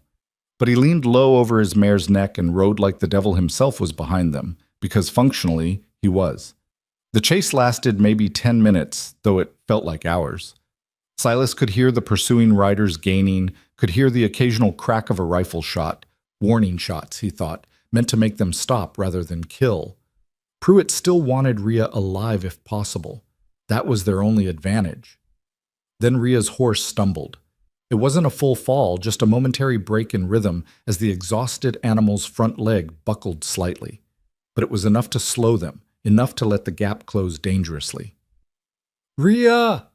Silas started to pull up, to turn back. "Keep going," she screamed at him. "Don't you dare stop!" But even as she said it, her horse stumbled again, more severely this time. The animal had given everything it had, and there was simply nothing left. It slowed to a labored canter, then a trot, then stopped entirely, sides heaving like bellows, legs trembling. Pruitt's men closed the distance in seconds. Silas wheeled his mare around, raising his rifle, but there were too many of them and they were too close. 4 men surrounded Rhea, rifles trained on her, while 2 more moved to cut off Silas. "Don't," one of them said, a hard-faced man with a scar across his jaw. "Marshall says you can ride away from this if you're smart." "And if I'm not smart?" Silas asked, his rifle still raised. "Then you die here for a woman you barely know, over a fight that ain't yours." It was a reasonable argument. It was also everything Silas had sworn he wouldn't become. He lowered his rifle slowly, but he didn't drop it. just held it across his saddle and met the man's eyes with a look that promised consequences. Pruitt rode up at an easy pace, like he had all the time in the world. He stopped his black horse next to Rhea's exhausted mount and looked down at her with an expression that might have been satisfaction or might have been disappointment. "That was foolish," he said mildly. "But then, foolishness runs in your family." Rhea's hand was still on the pistol at her belt, but 4 rifles convinced her to move it to the saddle horn instead. "You gonna shoot me here?" she asked, her voice ragged from the ride. "In front of witnesses? On a public road?" "Witnesses?" Pruitt glanced around at the empty grassland with theatrical confusion. "I don't see any witnesses. Do you boys?" His men chuckled darkly. "Just a tragic accident," Pruitt continued, his voice taking on a lecturing tone. 2 riders fleeing from lawful authority, horses exhausted, one of them falls, breaks the rider's neck. Very sad. Very preventable if they just stopped when ordered. He was laying it out like a story he'd already written, complete with ending. Rhea's jaw tightened. "My father must pay you very well to be his executioner." "Your father pays me to maintain order. What that requires—" Pruitt shrugged. "Well, that varies." He gestured to 2 of his men. "Get her off that horse, carefully. I don't want her damaged more than necessary." The men moved in, reaching for Rhea's arms. She jerked away from their touch, but there was nowhere to go, no room to maneuver. "Wait," Silas said, his voice cutting through the moment. Pruitt's eyes shifted to him, mildly curious. "You should have ridden away when you had the chance, Mr. Kane." "Probably, but I'm not good at should." Silas kept his voice level, conversational even. "Before you do whatever you're planning to do, I need you to understand something." "And what's that?" "Everything Rhea knows about your operations, about Mercer's fraud, about the stolen land and bribed officials, I know it too. She told me. All of it. Names, dates, properties, everything." It was a bluff mostly. Rhea had shared some information, but not everything, not in the detail Pruitt would fear. But Silas delivered it with enough conviction to plant doubt. Pruitt's expression didn't change, but something flickered behind his eyes. Calculation, reassessment. "Is that so?" he asked quietly. "Kill her here, you still have a problem. Because I'll make it to Helena. I'll tell Judge Craddock everything.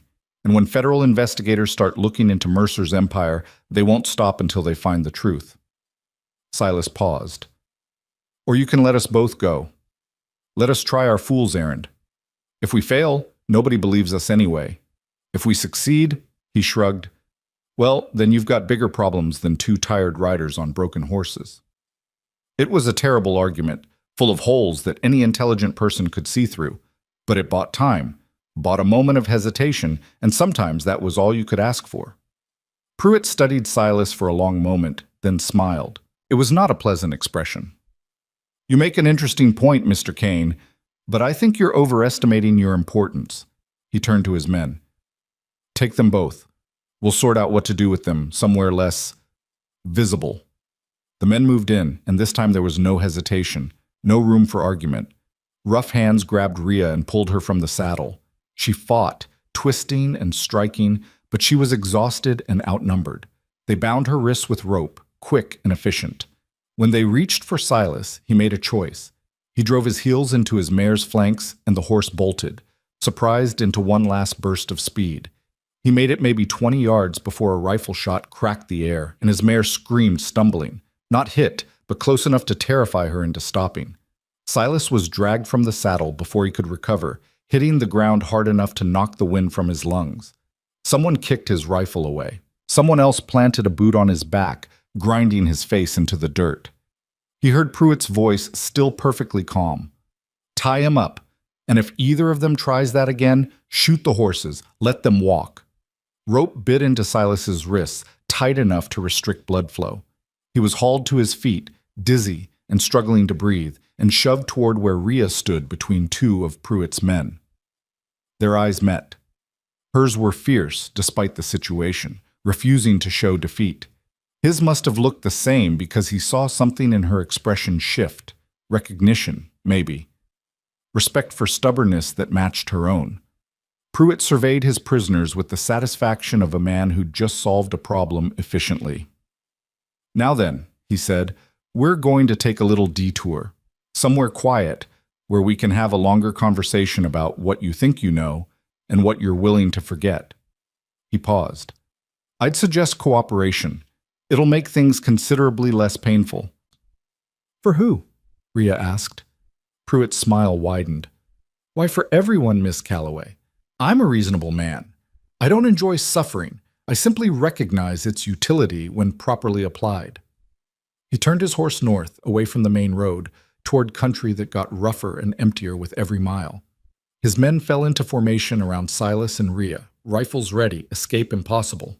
They walked for 2 hours, hands bound, stumbling over uneven ground.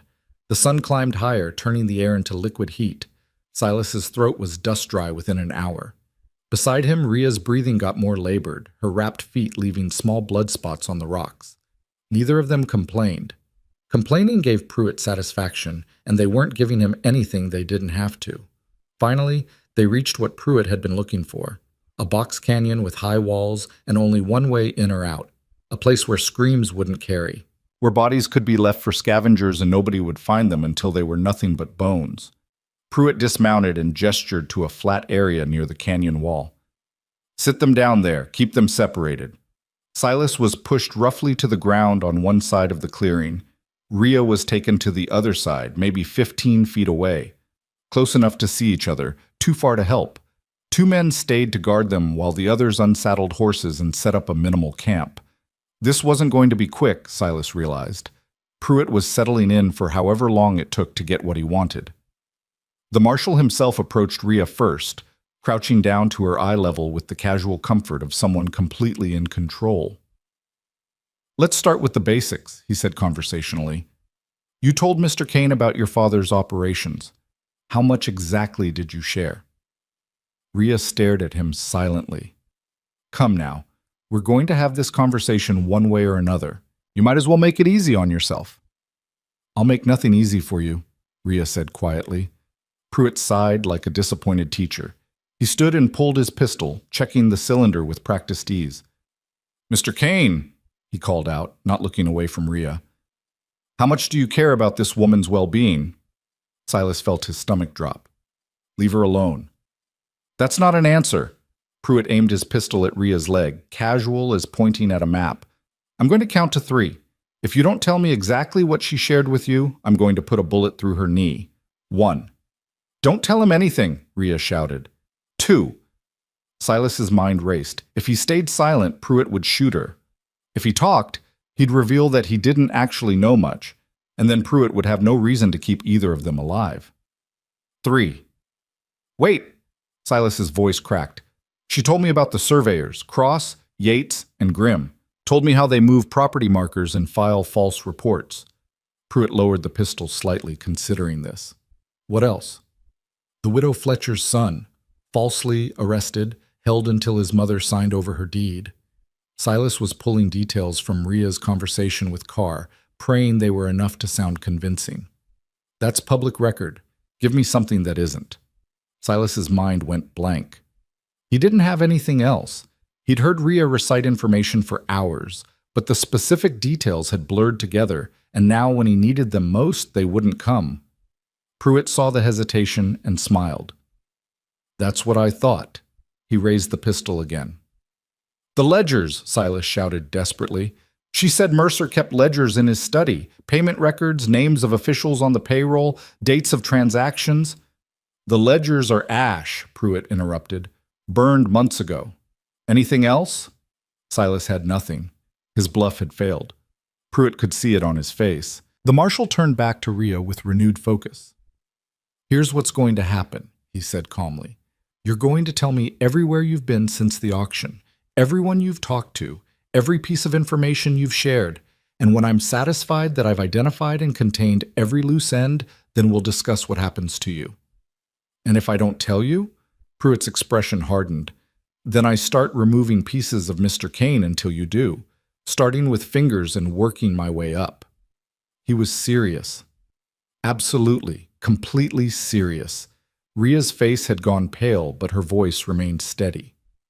If you hurt him, you get nothing from me. I'll die before I give you a single name. You might, but can you watch him die? That's a different question. Pruitt holstered his pistol and drew a knife instead, the blade catching sunlight. Most people discover their principles have limits when someone else pays the price. He walked toward Silas with the measured pace of someone who'd done this before. One of the guards grabbed Silas's bound hands and forced them flat against a rock, fingers spread. "Last chance, Miss Calloway," Pruitt said, kneeling beside Silas. "Talk, or Mr. Kane loses a finger." Silas felt the cold edge of the blade against his left index finger. His heart was hammering so hard he could hear it in his ears. He looked across at Rhea and saw her face twisted with anguish and rage. "Don't," Silas said to her. "Don't give him anything." "Admirable," Pruitt remarked, "but ultimately pointless." The knife pressed down, beginning to cut. "Stop!" Rhea's voice cracked like a whip. "I'll tell you, just stop." Pruitt paused, the blade having barely broken skin. A thin line of blood welled up, but Silas still had all his fingers. "I'm listening," Pruitt said. Rhea took a shaking breath. "I talked to a man named Vincent Carr in Billings. He's documenting Mercer's crimes. I gave him names and dates for over 30 cases of land fraud. Where's Carr now?" "I don't know. He was supposed to leave town, take the documents somewhere safe." "Where?" "He didn't tell me. Said it was safer if I didn't know." Pruitt's eyes narrowed. "You expect me to believe that?" "I don't care what you believe. It's the truth." The marshal stood, wiping his blade on his pants. "We'll verify that. I'll send men to Billings, have them encourage Mr. Carr to share his plans. If your story checks out, we'll proceed. If it doesn't," he gestured vaguely with the knife. "Well, you can imagine." He walked back to where his men were gathered, issuing quiet orders. 2 riders mounted up immediately, heading back toward Billings at speed. That left Pruitt with 4 men, plus himself, 5 against 2 prisoners with bound hands. The math was impossible. Silas caught Rhea's eye and saw her thinking the same thing. They needed an opening, needed something to change the equation, but there was nothing. Just empty canyon walls and men with guns and time running out. The afternoon dragged on. Pruitt's men took turns watching the prisoners while others rested in the shade. Nobody spoke much. It was the quiet of professionals waiting for a job to be completed. No more emotional investment than hauling freight or digging a well. Silas worked at the ropes around his wrists whenever the guards weren't looking directly at him, trying to find any give, any weakness. The hemp was rough and tight, cutting into his skin with every movement, but he kept working at it because doing nothing meant accepting whatever Pruitt had planned. As the sun began to sink toward the canyon rim, one of the guards approached Pruitt and spoke quietly. Silas couldn't hear the words, but he saw Pruitt's expression shift, not quite concern, but heightened attention. The marshal stood and scanned the canyon entrance, one hand resting on his pistol. "What is it?" one of the other men asked. "Dust on the horizon. Someone's coming." Silas felt a flicker of hope. Maybe Carr had sent help. Maybe Ida Polk had followed them. Maybe... The hope died when he saw Pruitt smile. "Right on schedule," the marshal said. "That'll be Crenshaw with the Billings report." The rider who entered the canyon 5 minutes later was young and hard-faced, his horse lathered from hard riding. He dismounted quickly and approached Pruitt with a piece of paper in his hand. "Message from town," he said, slightly out of breath. "Car's gone. Left yesterday evening, direction unknown. His office was cleared out, took everything." Pruitt read the paper, his expression unreadable. Then he crumpled it and turned to look at Rhea. "Clever," he said, "sending the documents ahead while you drew attention. I'll give you credit for that." He walked closer to her. "But it doesn't change the fundamental problem. You're still here, still breathing, still a threat that needs to be eliminated."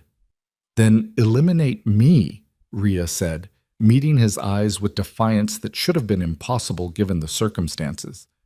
"But you won't get to Carr. You won't get to Judge Craddock. And eventually, someone's going to start asking the right questions about why Harlan Mercer's daughter disappeared. Who's going to ask those questions? Your father? He's the one who erased you." Pruitt's smile was cold. "No, Miss Calloway. You've been very thoroughly removed from the world. Nobody's looking for you. Nobody knows you're missing. You're already a ghost." He turned to his men. "We've learned what we need. Time to finish this." The words hung in the air like an executioner's blade. Silas felt his heart hammering against his ribs. This was it. The moment where all the desperate running and fighting and hoping came to an end in a canyon where nobody would ever find them. Rhea's eyes found his across the space between them. No tears, no pleading, just a look that said she was sorry it ended this way, sorry she'd pulled him into this impossible fight. Silas tried to smile back, tried to give her some measure of peace, but his face wouldn't cooperate. Pruitt drew his pistol, checking the cylinder one more time. "Any final words?" he asked, addressing both of them. "Yeah," Silas said, his voice rough but steady. "You can kill us, but Carr's documents are already out there, already in motion. And when they reach the right people, your boss's empire is going to burn." Touching, but ultimately irrelevant, Pruitt raised the pistol, aiming at Rhea. The shot that rang out didn't come from Pruitt's gun. It came from the canyon rim high above, where a figure had appeared with a rifle. The bullet kicked up dust at Pruitt's feet, making him jump back. More shots followed, a withering fire from multiple positions on the canyon walls. Pruitt's men scattered, diving for cover, returning fire at targets they couldn't clearly see. In the chaos, Silas saw Rhea roll toward a large rock, using it for cover. He did the same, his bound hands making every movement clumsy and desperate. A voice rang out from above, strong and clear. "Federal Marshal, throw down your weapons." Silas's heart leapt. Federal. Not territorial, not Mercer's jurisdiction, but federal authority. Pruitt's face twisted with fury. He fired 3 shots toward the voice, then grabbed one of his men by the shoulder. "Get the horses, we're leaving." "What about the prisoners?" "Leave them, move." The retreat was fast and professional. Within 2 minutes, Pruitt and his 4 men had mounted up and were riding hard out of the canyon, abandoning Silas and Rhea without a backward glance. The shooting stopped. For a moment there was only silence and drifting gun smoke. Then figures began descending from the canyon walls. 3 men, moving with military precision. The one in the lead was older, maybe 50, with a weather-beaten face and a badge pinned to his vest that caught the fading sunlight. He approached Silas and Rhea cautiously, rifle still ready, eyes scanning for threats. "You two all right?" he asked. "Been better," Silas managed, "but alive, thanks to you." The marshal holstered his rifle and pulled out a knife, cutting through their bonds with quick, efficient strokes. Silas's hands were numb from restricted blood flow, tingling painfully as circulation returned. "I'm Marshal Clayton Hayes," the man said. "Federal appointment out of Helena. Got word 2 days ago that Judge Craddock wanted me to locate and protect a woman named Rhea Calloway." He looked at Rhea. "That you?" "Yes," Rhea said, her voice barely above a whisper. "Then you've got a lot of people worried about you, including a very determined land clerk named Carr, who rode his horse half to death, getting documents to the judge." Hayes smiled slightly. "Craddock read them, got angry, and sent me to find you before Mercer's people did. Looks like we cut it close." "How did you find us?" Silas asked. "Tracked Pruitt's men from the main road. Saw them bring you here, decided to wait for the right moment." Hayes gestured to his 2 companions. "Lucky we did." Rhea stood on shaking legs, wrapping her arms around herself like she was trying to hold together pieces that wanted to fall apart. "Carr made it," she said, and there was wonder in her voice. "He actually made it." "He did. And Judge Craddock has already issued warrants, federal investigation into land fraud across the territory, freeze orders on property transfers, protection orders for witnesses." Hayes pulled out a folded document. "Including you, Miss Calloway. You're under federal protection now. Pruitt can't touch you legally." "He'll try anyway," Rhea said quietly. "Let him try. He's operating outside the law now, which means I can stop him with bullets instead of paperwork." Hayes' smile was hard. "And I'm considerably better at bullets." They walked out of the canyon as the sun set, painting the sky in shades of orange and red that looked like fire. Hayes' men had horses waiting, and they offered water and food that Silas and Rhea accepted gratefully. "What happens now?" Silas asked as they rode north through the gathering darkness. "Now we get you both to Helena," Hayes said. "You give your testimony to Judge Craddock. He builds a case. And then we start taking apart Mercer's empire piece by piece." It sounded simple, too simple. But after days of running and fighting and nearly dying, Silas was willing to believe in simple for a while. Beside him, Rhea rode in silence, her face illuminated by moonlight. She looked exhausted, battered, pushed beyond what any person should have to endure. But she was still upright, still riding, still refusing to break. And that, Silas thought, was worth everything they'd been through, even if the war was far from over. They reached Helena just before dawn, the city rising from the valley like a promise half kept. Buildings of brick and timber, streets wide enough for freight wagons, and somewhere in the heart of it all, a courthouse where justice might actually mean something. Marshal Hayes led them through back streets, avoiding the main thoroughfares where Mercer's eyes would be watching. His two deputies flanked them, rifles ready, scanning every shadow and doorway. Nobody spoke. The exhaustion was too complete for words. Judge Samuel Craddock's office occupied the second floor of the territorial courthouse, a solid brick building that spoke of permanence and authority. Hayes dismounted and helped Rhea down. Her legs nearly buckled when her feet touched ground, the wrapped bandages soaked through with blood and dirt. Silas caught her elbow, steadying her. "I can walk," she said, but her voice was thin. "I know. Doesn't mean you have to walk alone." Something in her expression softened, just for a moment, before the mask of determination slid back into place. Hayes knocked on a heavy oak door, 3 sharp raps that echoed in the pre-dawn quiet.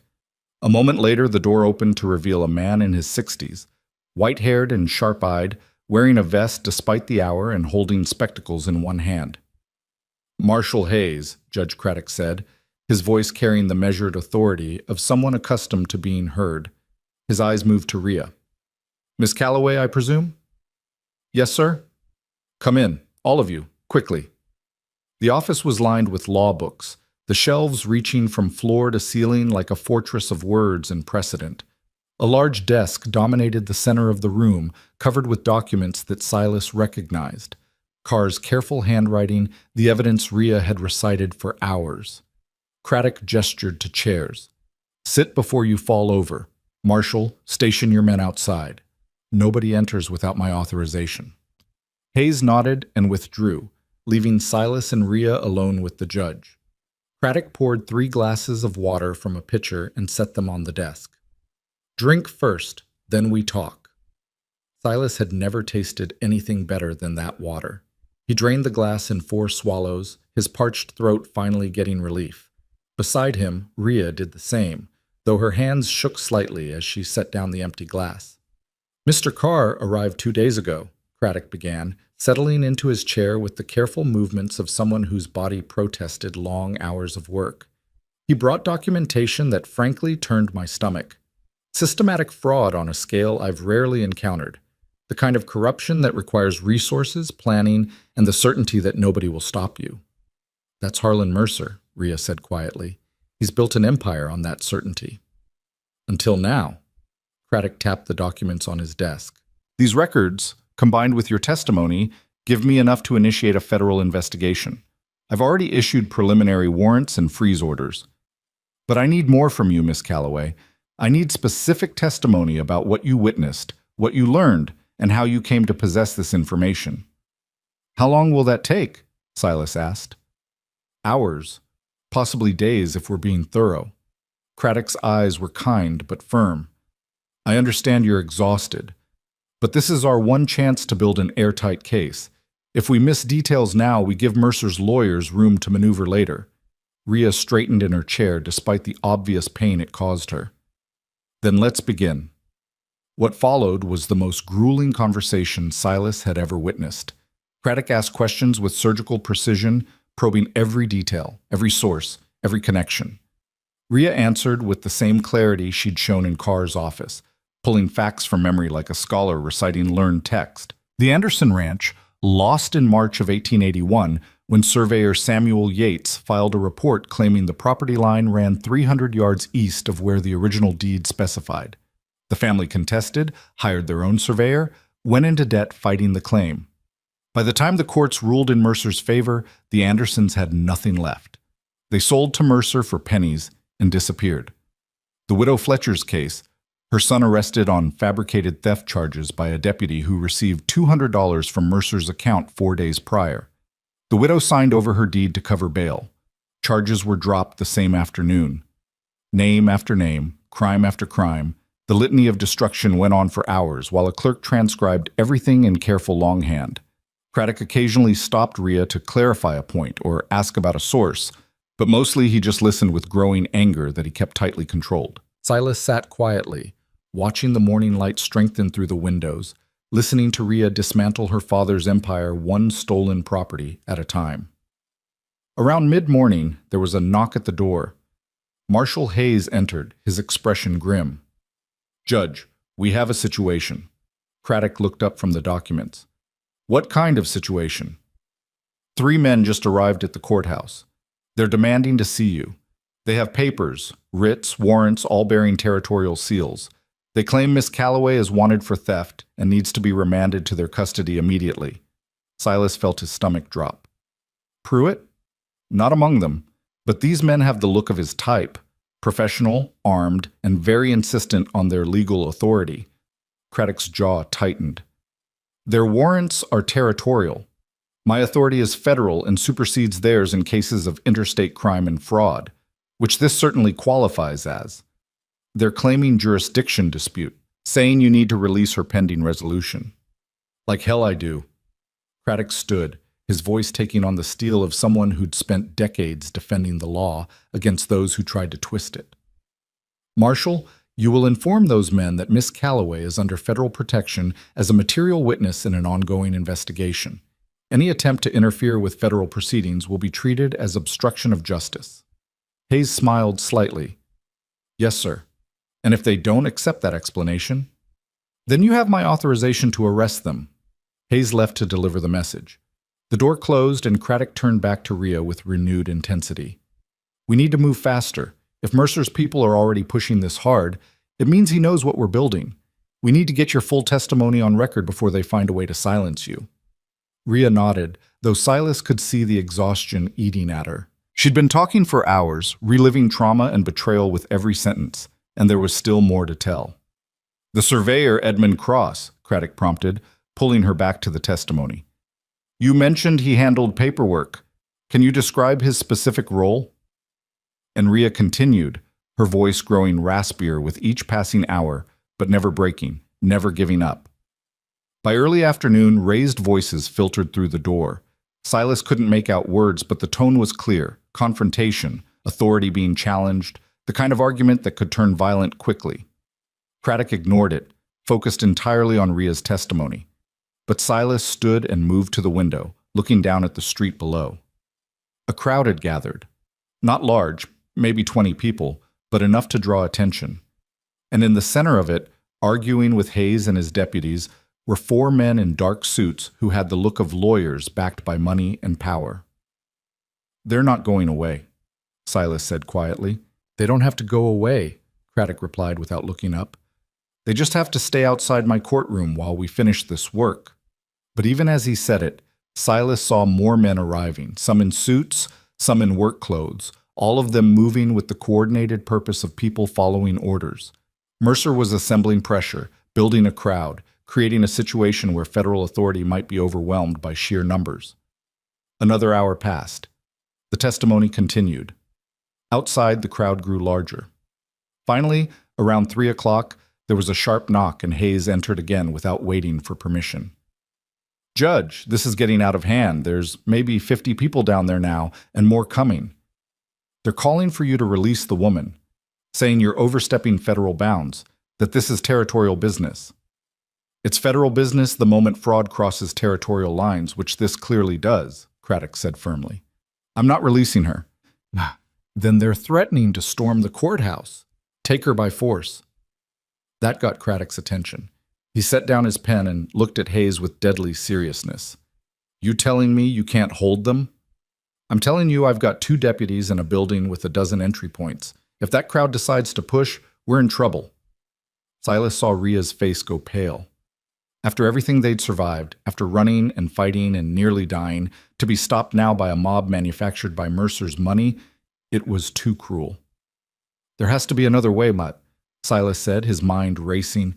"What if we move her? Take her somewhere safer?" "Where?" Hayes asked. "Every building in Helena has eyes watching it. The moment we step outside, they'll follow. And out in the open." He didn't need to finish the thought. Craddock stood and walked to the window, looking down at the crowd with disgust. This is how he does it. Not with violence, though he'll use that when necessary, but with legal pressure, manufactured outrage, the appearance of legitimacy. He drowns opposition in paperwork and mobs until even honest people give up. "I'm not giving up," Rhea said, and there was iron in her voice despite her exhaustion. "We finished the testimony, all of it. If they come through that door, they'll have to drag me out while I'm still talking." Craddock turned back to her, and something like admiration crossed his face. "You have your mother's spine." "You knew my mother?" "Briefly, years ago before she married your father. She was a remarkable woman, would have hated what he became." He returned to his desk. "Let's honor her memory by finishing this properly." They worked for another hour, racing against time and the growing noise from below. Rhea's voice was barely above a whisper now, her throat raw from hours of talking, but she pushed through. The final cases, the last names, the complete picture of systematic fraud that had consumed hundreds of families. Finally, Craddock set down his pen and looked at the stack of transcribed testimony. "That's enough," he said quietly. "More than enough. With this and Carr's documentation, I can build a case that Mercer's lawyers won't be able to dismantle." "What happens now?" Silas asked. "Now I issue formal indictments. Federal charges of conspiracy to commit fraud, bribery of public officials, theft through false documentation. I'll have warrants drawn up for Harlan Mercer and everyone connected to his operations." Craddock began organizing the documents with methodical precision. "It'll take time for the machinery of justice to work, but once it starts, it can't be stopped easily." A tremendous crash from below made them all jump. Shouting followed, and the sound of breaking glass. Hayes burst through the door, his face flushed. "They're coming in, through the east entrance. My deputies can slow them, but not stop them." Craddock's expression hardened. "Then we hold this room. Marshal, bar that door." "Judge, bar it. Nobody enters until I say so." Hayes moved quickly, throwing the heavy bolt that secured the door from the inside. It wouldn't hold forever against a determined mob, but it would buy time. Silas pulled Rhea to her feet, moving her away from the door to the far corner of the room. She didn't protest, just let him guide her, her energy completely spent. The noise from the corridor grew louder, footsteps, shouting, the sound of doors being thrown open and rooms searched. They were looking for Rhea, and they were getting closer. "There's a back stairway," Craddock said suddenly, moving to a narrow door hidden behind a bookshelf. "Leads to my private chambers, and then to an alley behind the courthouse. It's how I avoid long-winded petitioners." "Can we get her out that way?" Silas asked. "Possibly, if the alley isn't being watched." Craddock pulled the door open, revealing a narrow staircase descending into darkness. "Marshal, take them down. Get Miss Calloway somewhere safe while I deal with this mob." "What about you?" Rhea asked, her voice hoarse. "I'm a federal judge. They can shout all they want, but they won't dare touch me. Too many witnesses, too many questions." He met her eyes. "You've done what you came to do. The testimony is recorded. The case is built. Now you need to survive long enough to see it through." Heavy fists began pounding on the door, making the oak panels shudder. "Open up! Federal warrant! We're authorized to take the prisoner." "There is no prisoner here," Craddock shouted back. "Only a protected witness whose testimony is complete and binding." The pounding intensified. The bolt wouldn't hold much longer. Hayes gestured urgently toward the hidden stairway. "Now, move!" Silas took Rhea's arm and they descended into darkness, Hayes following close behind with his rifle ready. The stairs were steep and narrow, meant for one person at a time, and they had to move carefully to avoid falling. Behind them, they heard the crash of the door giving way, heard Craddock's voice raised in outrage, heard the mob pouring into his office. But they kept descending, kept moving, because stopping now meant everything had been for nothing. The stairs ended in a small chamber lined with law books, Craddock's private study, barely lit by a single window. Hayes moved to the window first, checking the alley beyond. "Clear for now, but we need to move fast." They emerged into an alley that smelled of garbage and horse manure, the glamorous backside of civic authority. Hayes led them north, moving quickly but not running, trying to look like they belonged there. They'd made it maybe 2 blocks when Silas heard hoofbeats behind them. He turned to see 3 riders blocking the alley's far end, silhouetted against the afternoon sun. And standing in the center, calm and composed despite everything, was Wade Pruitt. Going somewhere, Miss Calloway? He called out, his voice carrying easily across the distance. Hayes raised his rifle. You're done, Pruitt. Judge Craddock has your boss under federal indictment. Whatever authority you had is finished. Is it? Pruitt's smile was cold. I'm still wearing a badge, still have territorial jurisdiction, and I have warrants for Miss Calloway's arrest signed by territorial officials who outrank your federal judge in local matters. That's not how federal law works, Hayes said, but there was uncertainty in his voice. Isn't it? We could debate jurisdiction for hours. Or you could be smart and step aside. Pruitt's hand rested on his pistol. I'm taking her one way or another. Only question is how many people get hurt in the process. Silas felt Rhea tense beside him. She was exhausted, barely able to stand, but he knew that look in her eyes. She was calculating odds, weighing options, preparing to fight, even though fighting meant dying. No, Silas said quietly, stepping in front of her. Not again. Not after everything. Move aside, Mr. Kane, Pruitt said. This doesn't concern you. It's concerned me since the moment I saw you watching her at that auction like she was property. Silas's voice was steady, despite his racing heart. I won't let you take her. You can't stop me. Maybe not. But I can make sure everyone knows what happened here. Can make sure when you shoot me, because that's what you'll have to do. It's in broad daylight where witnesses can see, where questions will be asked, where your boss's empire burns a little brighter. It was the same gamble they'd tried before, the same desperate bluff. But this time it was different. This time, the testimony was already recorded. This time, the case was already built. This time, Pruitt couldn't make them disappear quietly. The marshal seemed to realize this too. His expression shifted, calculation replacing certainty. You think federal indictments matter? He asked, but his voice had lost its edge. Mercer has survived worse. Has he survived his daughter's testimony being read in open court? Has he survived newspapers publishing details of his crimes? Has he survived his empire being examined by federal investigators who can't be bribed? Rhea stepped out from behind Silas, her voice gaining strength. You can shoot me, Wade. You can kill all of us, but the story is already out. The truth is already spreading, and nothing you do here will stop it. The standoff stretched out, measured in heartbeats and held breaths. Pruitt's hand hovered near his pistol. Hayes's rifle stayed trained on the marshal. Silas stood between them all, refusing to move.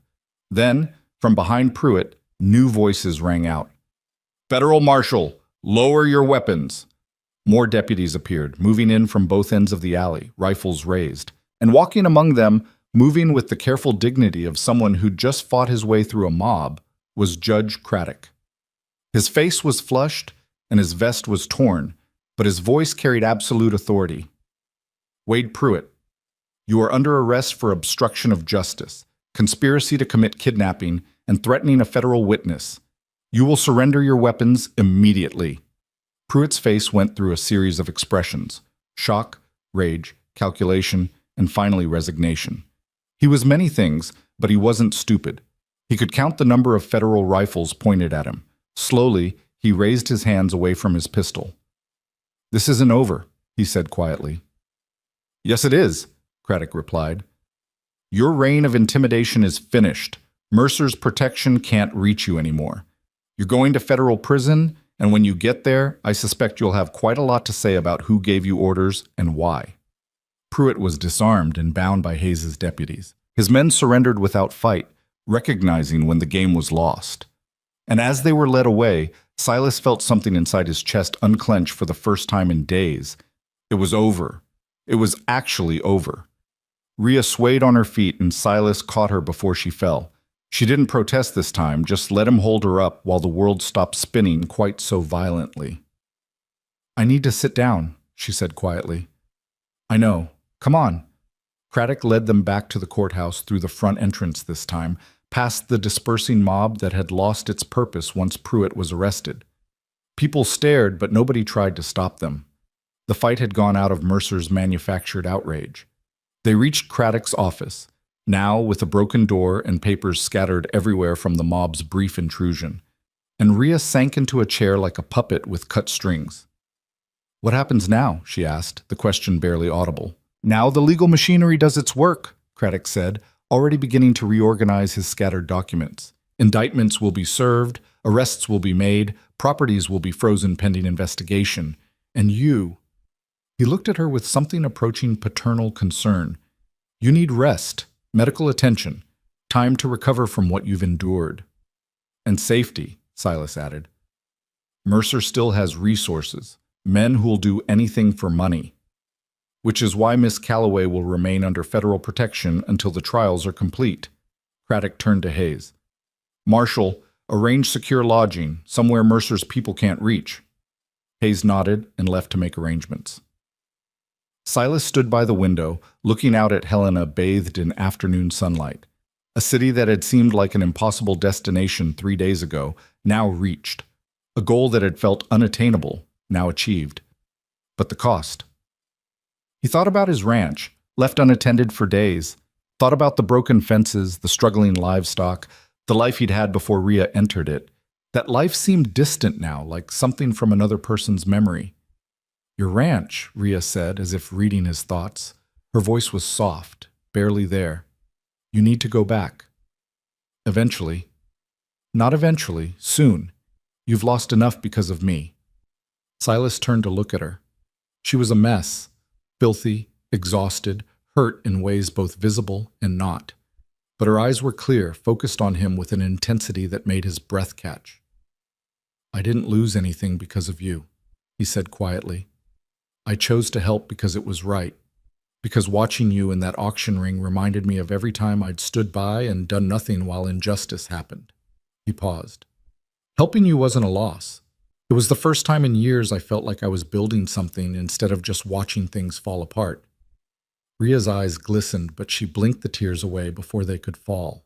You're a better man than most, Silas Kane. Just a man trying to do right, same as you. A comfortable silence settled between them, the kind that came from shared hardship and mutual respect.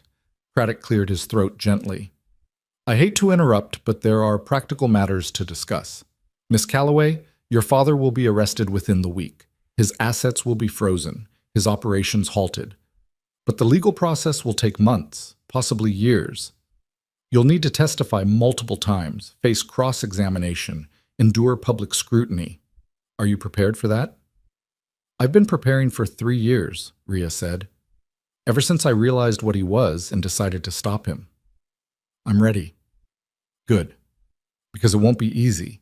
His lawyers will try to discredit you, paint you as a scorned daughter seeking revenge. They'll dig into every aspect of your life looking for ammunition. Let them dig. I've got nothing to hide except the truth they're terrified of. Craddock smiled, genuine warmth breaking through his professional demeanor.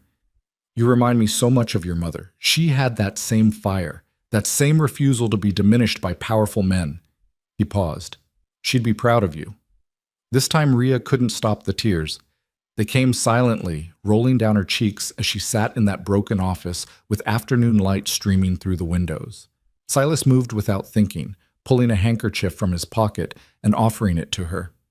She took it with a small nod of thanks, wiping her face with movements that suggested she wasn't used to crying in front of others. I'm sorry, she said after a moment. I don't usually— You just spent 3 years running from death and 3 hours dismantling your father's empire, Silas interrupted gently. I think you've earned the right to cry if you want to. She laughed, a small broken sound that was part sob and part genuine amusement. When you put it that way— Hayes returned with news of lodging. A boarding house run by a retired federal marshal's widow, secure and discreet. Arrangements were made to move Rhea there within the hour, under guard, where she could finally rest without fear. But before they left, Craddock pulled Silas aside.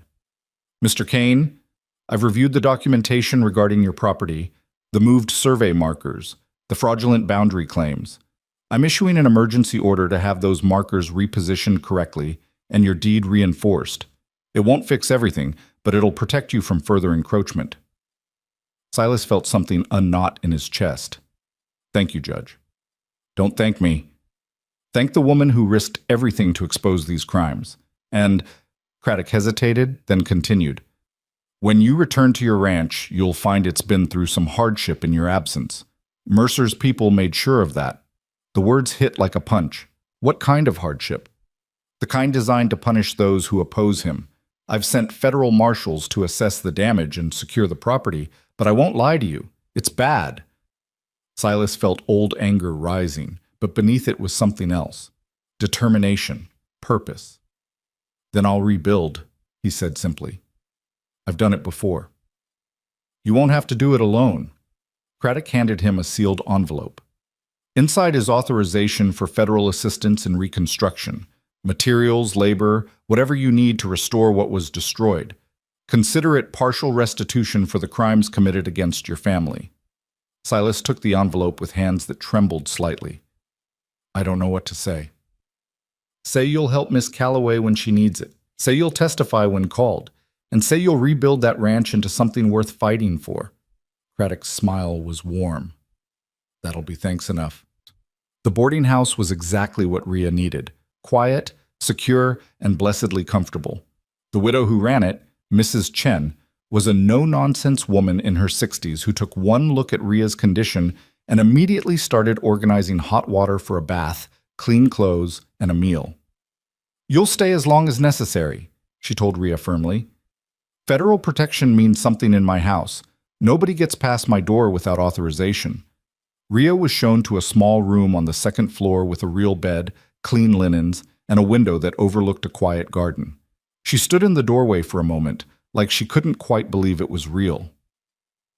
I'll leave you to rest, Silas said quietly. Rhea turned to face him, and for a moment neither of them knew what to say. They'd been through so much together in such a short time, more than some people experienced in lifetimes. And now they were separating, going back to their separate lives, and the weight of that felt heavier than it should. Thank you, Rhea finally said, for everything, for bidding on me at that auction when any sane person would have walked away, for believing me when I told you about my father, for standing in front of bullets meant for me. Her voice caught. Thank you for seeing me as a person worth saving. You saved yourself, Silas said. I just gave you a chance to do it. No. You gave me more than a chance. You gave me hope when I'd forgotten what that felt like. She reached out and took his hand, squeezing it gently. I won't forget that. Ever.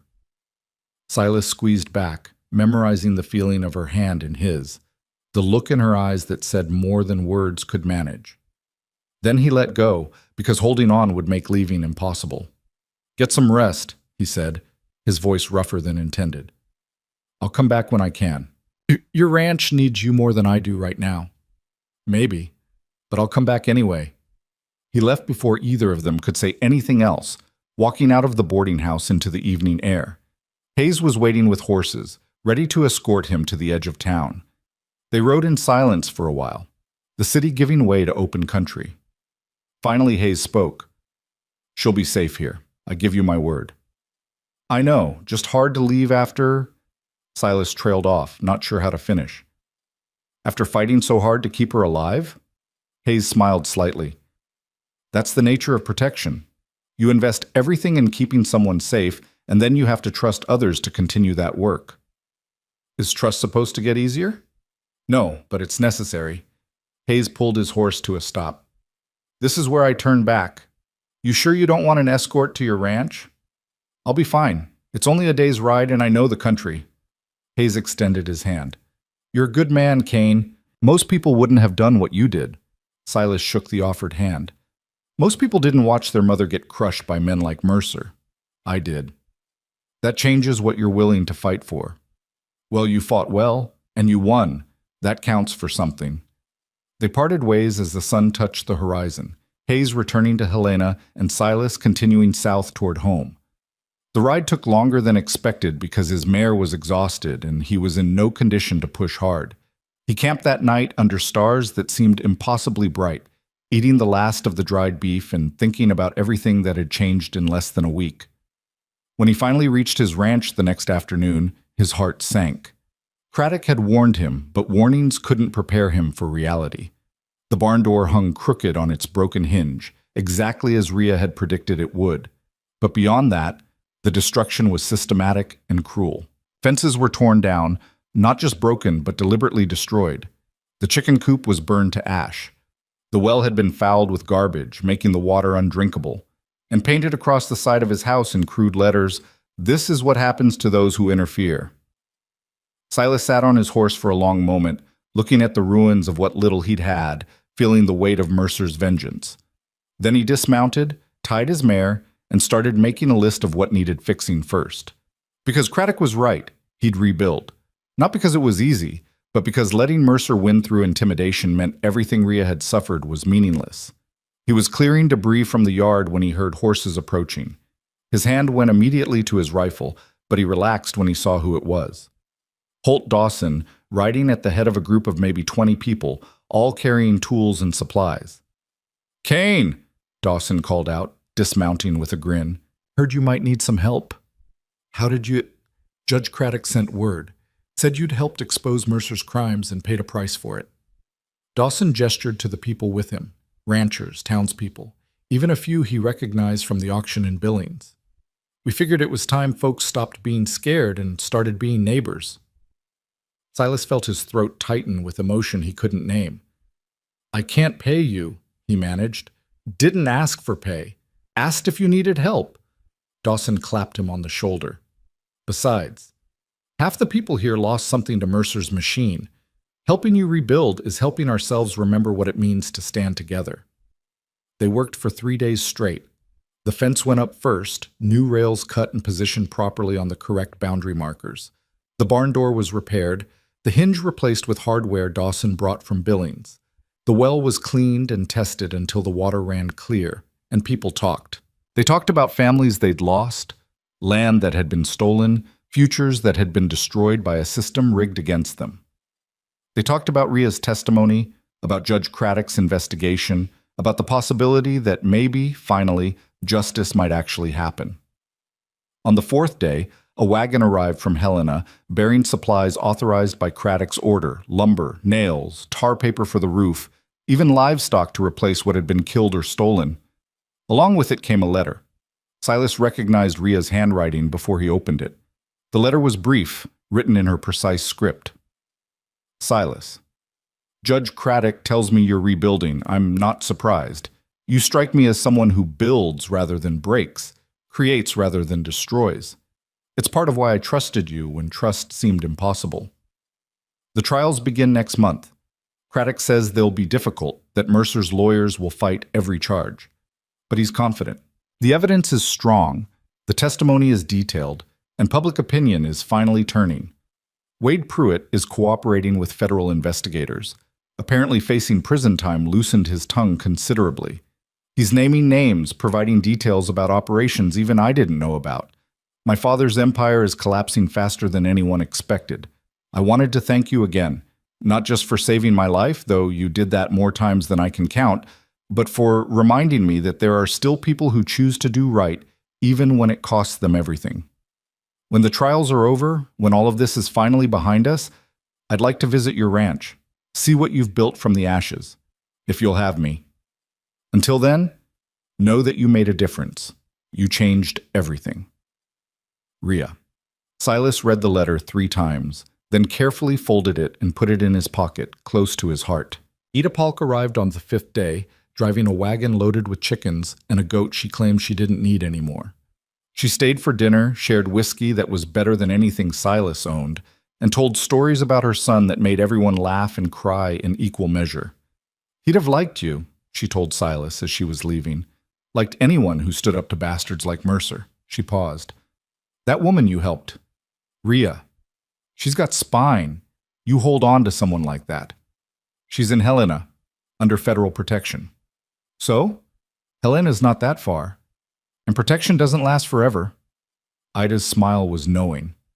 "When she's free, you make sure she knows she's welcome here, among people who understand what it means to fight for something bigger than yourself." The weeks that followed developed a rhythm. Work during the day, building, repairing, improving. News from Helena in the evenings, brought by travelers and federal messengers. Mercer had been arrested. His property seized. His lawyers were fighting, but the evidence was overwhelming. Vincent Carr visited once, looking healthier than Silas had ever seen him. The fear that had haunted his eyes in Billings was gone, replaced by something approaching peace. Craddock offered me a position, Carr said over coffee, in Silas's newly repaired kitchen. Official documentation specialist for the federal investigation. It'll take years to untangle all of Mercer's crimes, to identify every victim, to make restitution where possible. He smiled. But I've got the time. And the motivation. Ria's testimony made the difference, Silas said. Her testimony, your courage, Craddock's authority, Hayes' protection. It took all of us. Carr set down his cup. That's what Mercer never understood. He thought power came from standing alone at the top, crushing anyone who challenged him. But real power comes from people standing together, refusing to be broken. The first trial began in late October. Silas rode to Helena to testify about the moved survey markers on his property, about the systematic intimidation his family had faced. His testimony took less than an hour, but it connected to dozens of other cases, building a pattern that Mercer's lawyers couldn't explain away. He saw Ria briefly in the courthouse hallway between sessions. She looked different, stronger, healthier, wearing a dress that actually fit and shoes that didn't leave bloody footprints. But her eyes held the same fierce determination they'd had in the auction ring. You came, she said, and there was surprise in her voice. Of course I came. Said I would, didn't I? She smiled, and it transformed her face into something beautiful. How's the ranch? Standing, growing even. Turns out when you stop fighting alone, things get easier. I'm learning that too. She glanced back at the courtroom where lawyers were arguing over procedural matters. This is harder than I expected. Facing him across a courtroom, answering questions about my childhood, my mother's death, every private pain turned into public testimony. You're doing it anyway. Because someone has to. Because if I don't, it all happens again to someone else. She met his eyes. You taught me that. At the auction. When you could have walked away but didn't. Before Silas could respond, a court clerk called for Ria. She squeezed his hand once, quickly, then walked back into the courtroom with her head high and her shoulders straight. Silas stayed for the rest of the day's testimony, sitting in the gallery and watching Ria dismantle her father's defense piece by piece. Harlan Mercer sat at the defendant's table, a large man in expensive clothes, his face showing controlled rage as his daughter exposed every crime he'd committed. Their eyes met once across the courtroom. Mercer's gaze was filled with hatred and betrayal. Ria looked back at him with something colder than hatred, disappointment, grief for what could have been if he'd chosen differently. Then she continued her testimony, and Mercer's expression crumbled into something that looked almost like shame. The trial lasted 6 weeks. In the end, Harlan Mercer was convicted on 43 counts of fraud, conspiracy, and bribery. The sentence was 20 years in federal prison. His empire was dismantled, properties sold at auction, proceeds distributed to victims as restitution. It wouldn't bring back the families destroyed, wouldn't erase the suffering inflicted over decades of systematic corruption. But it was justice. Imperfect, incomplete, but real.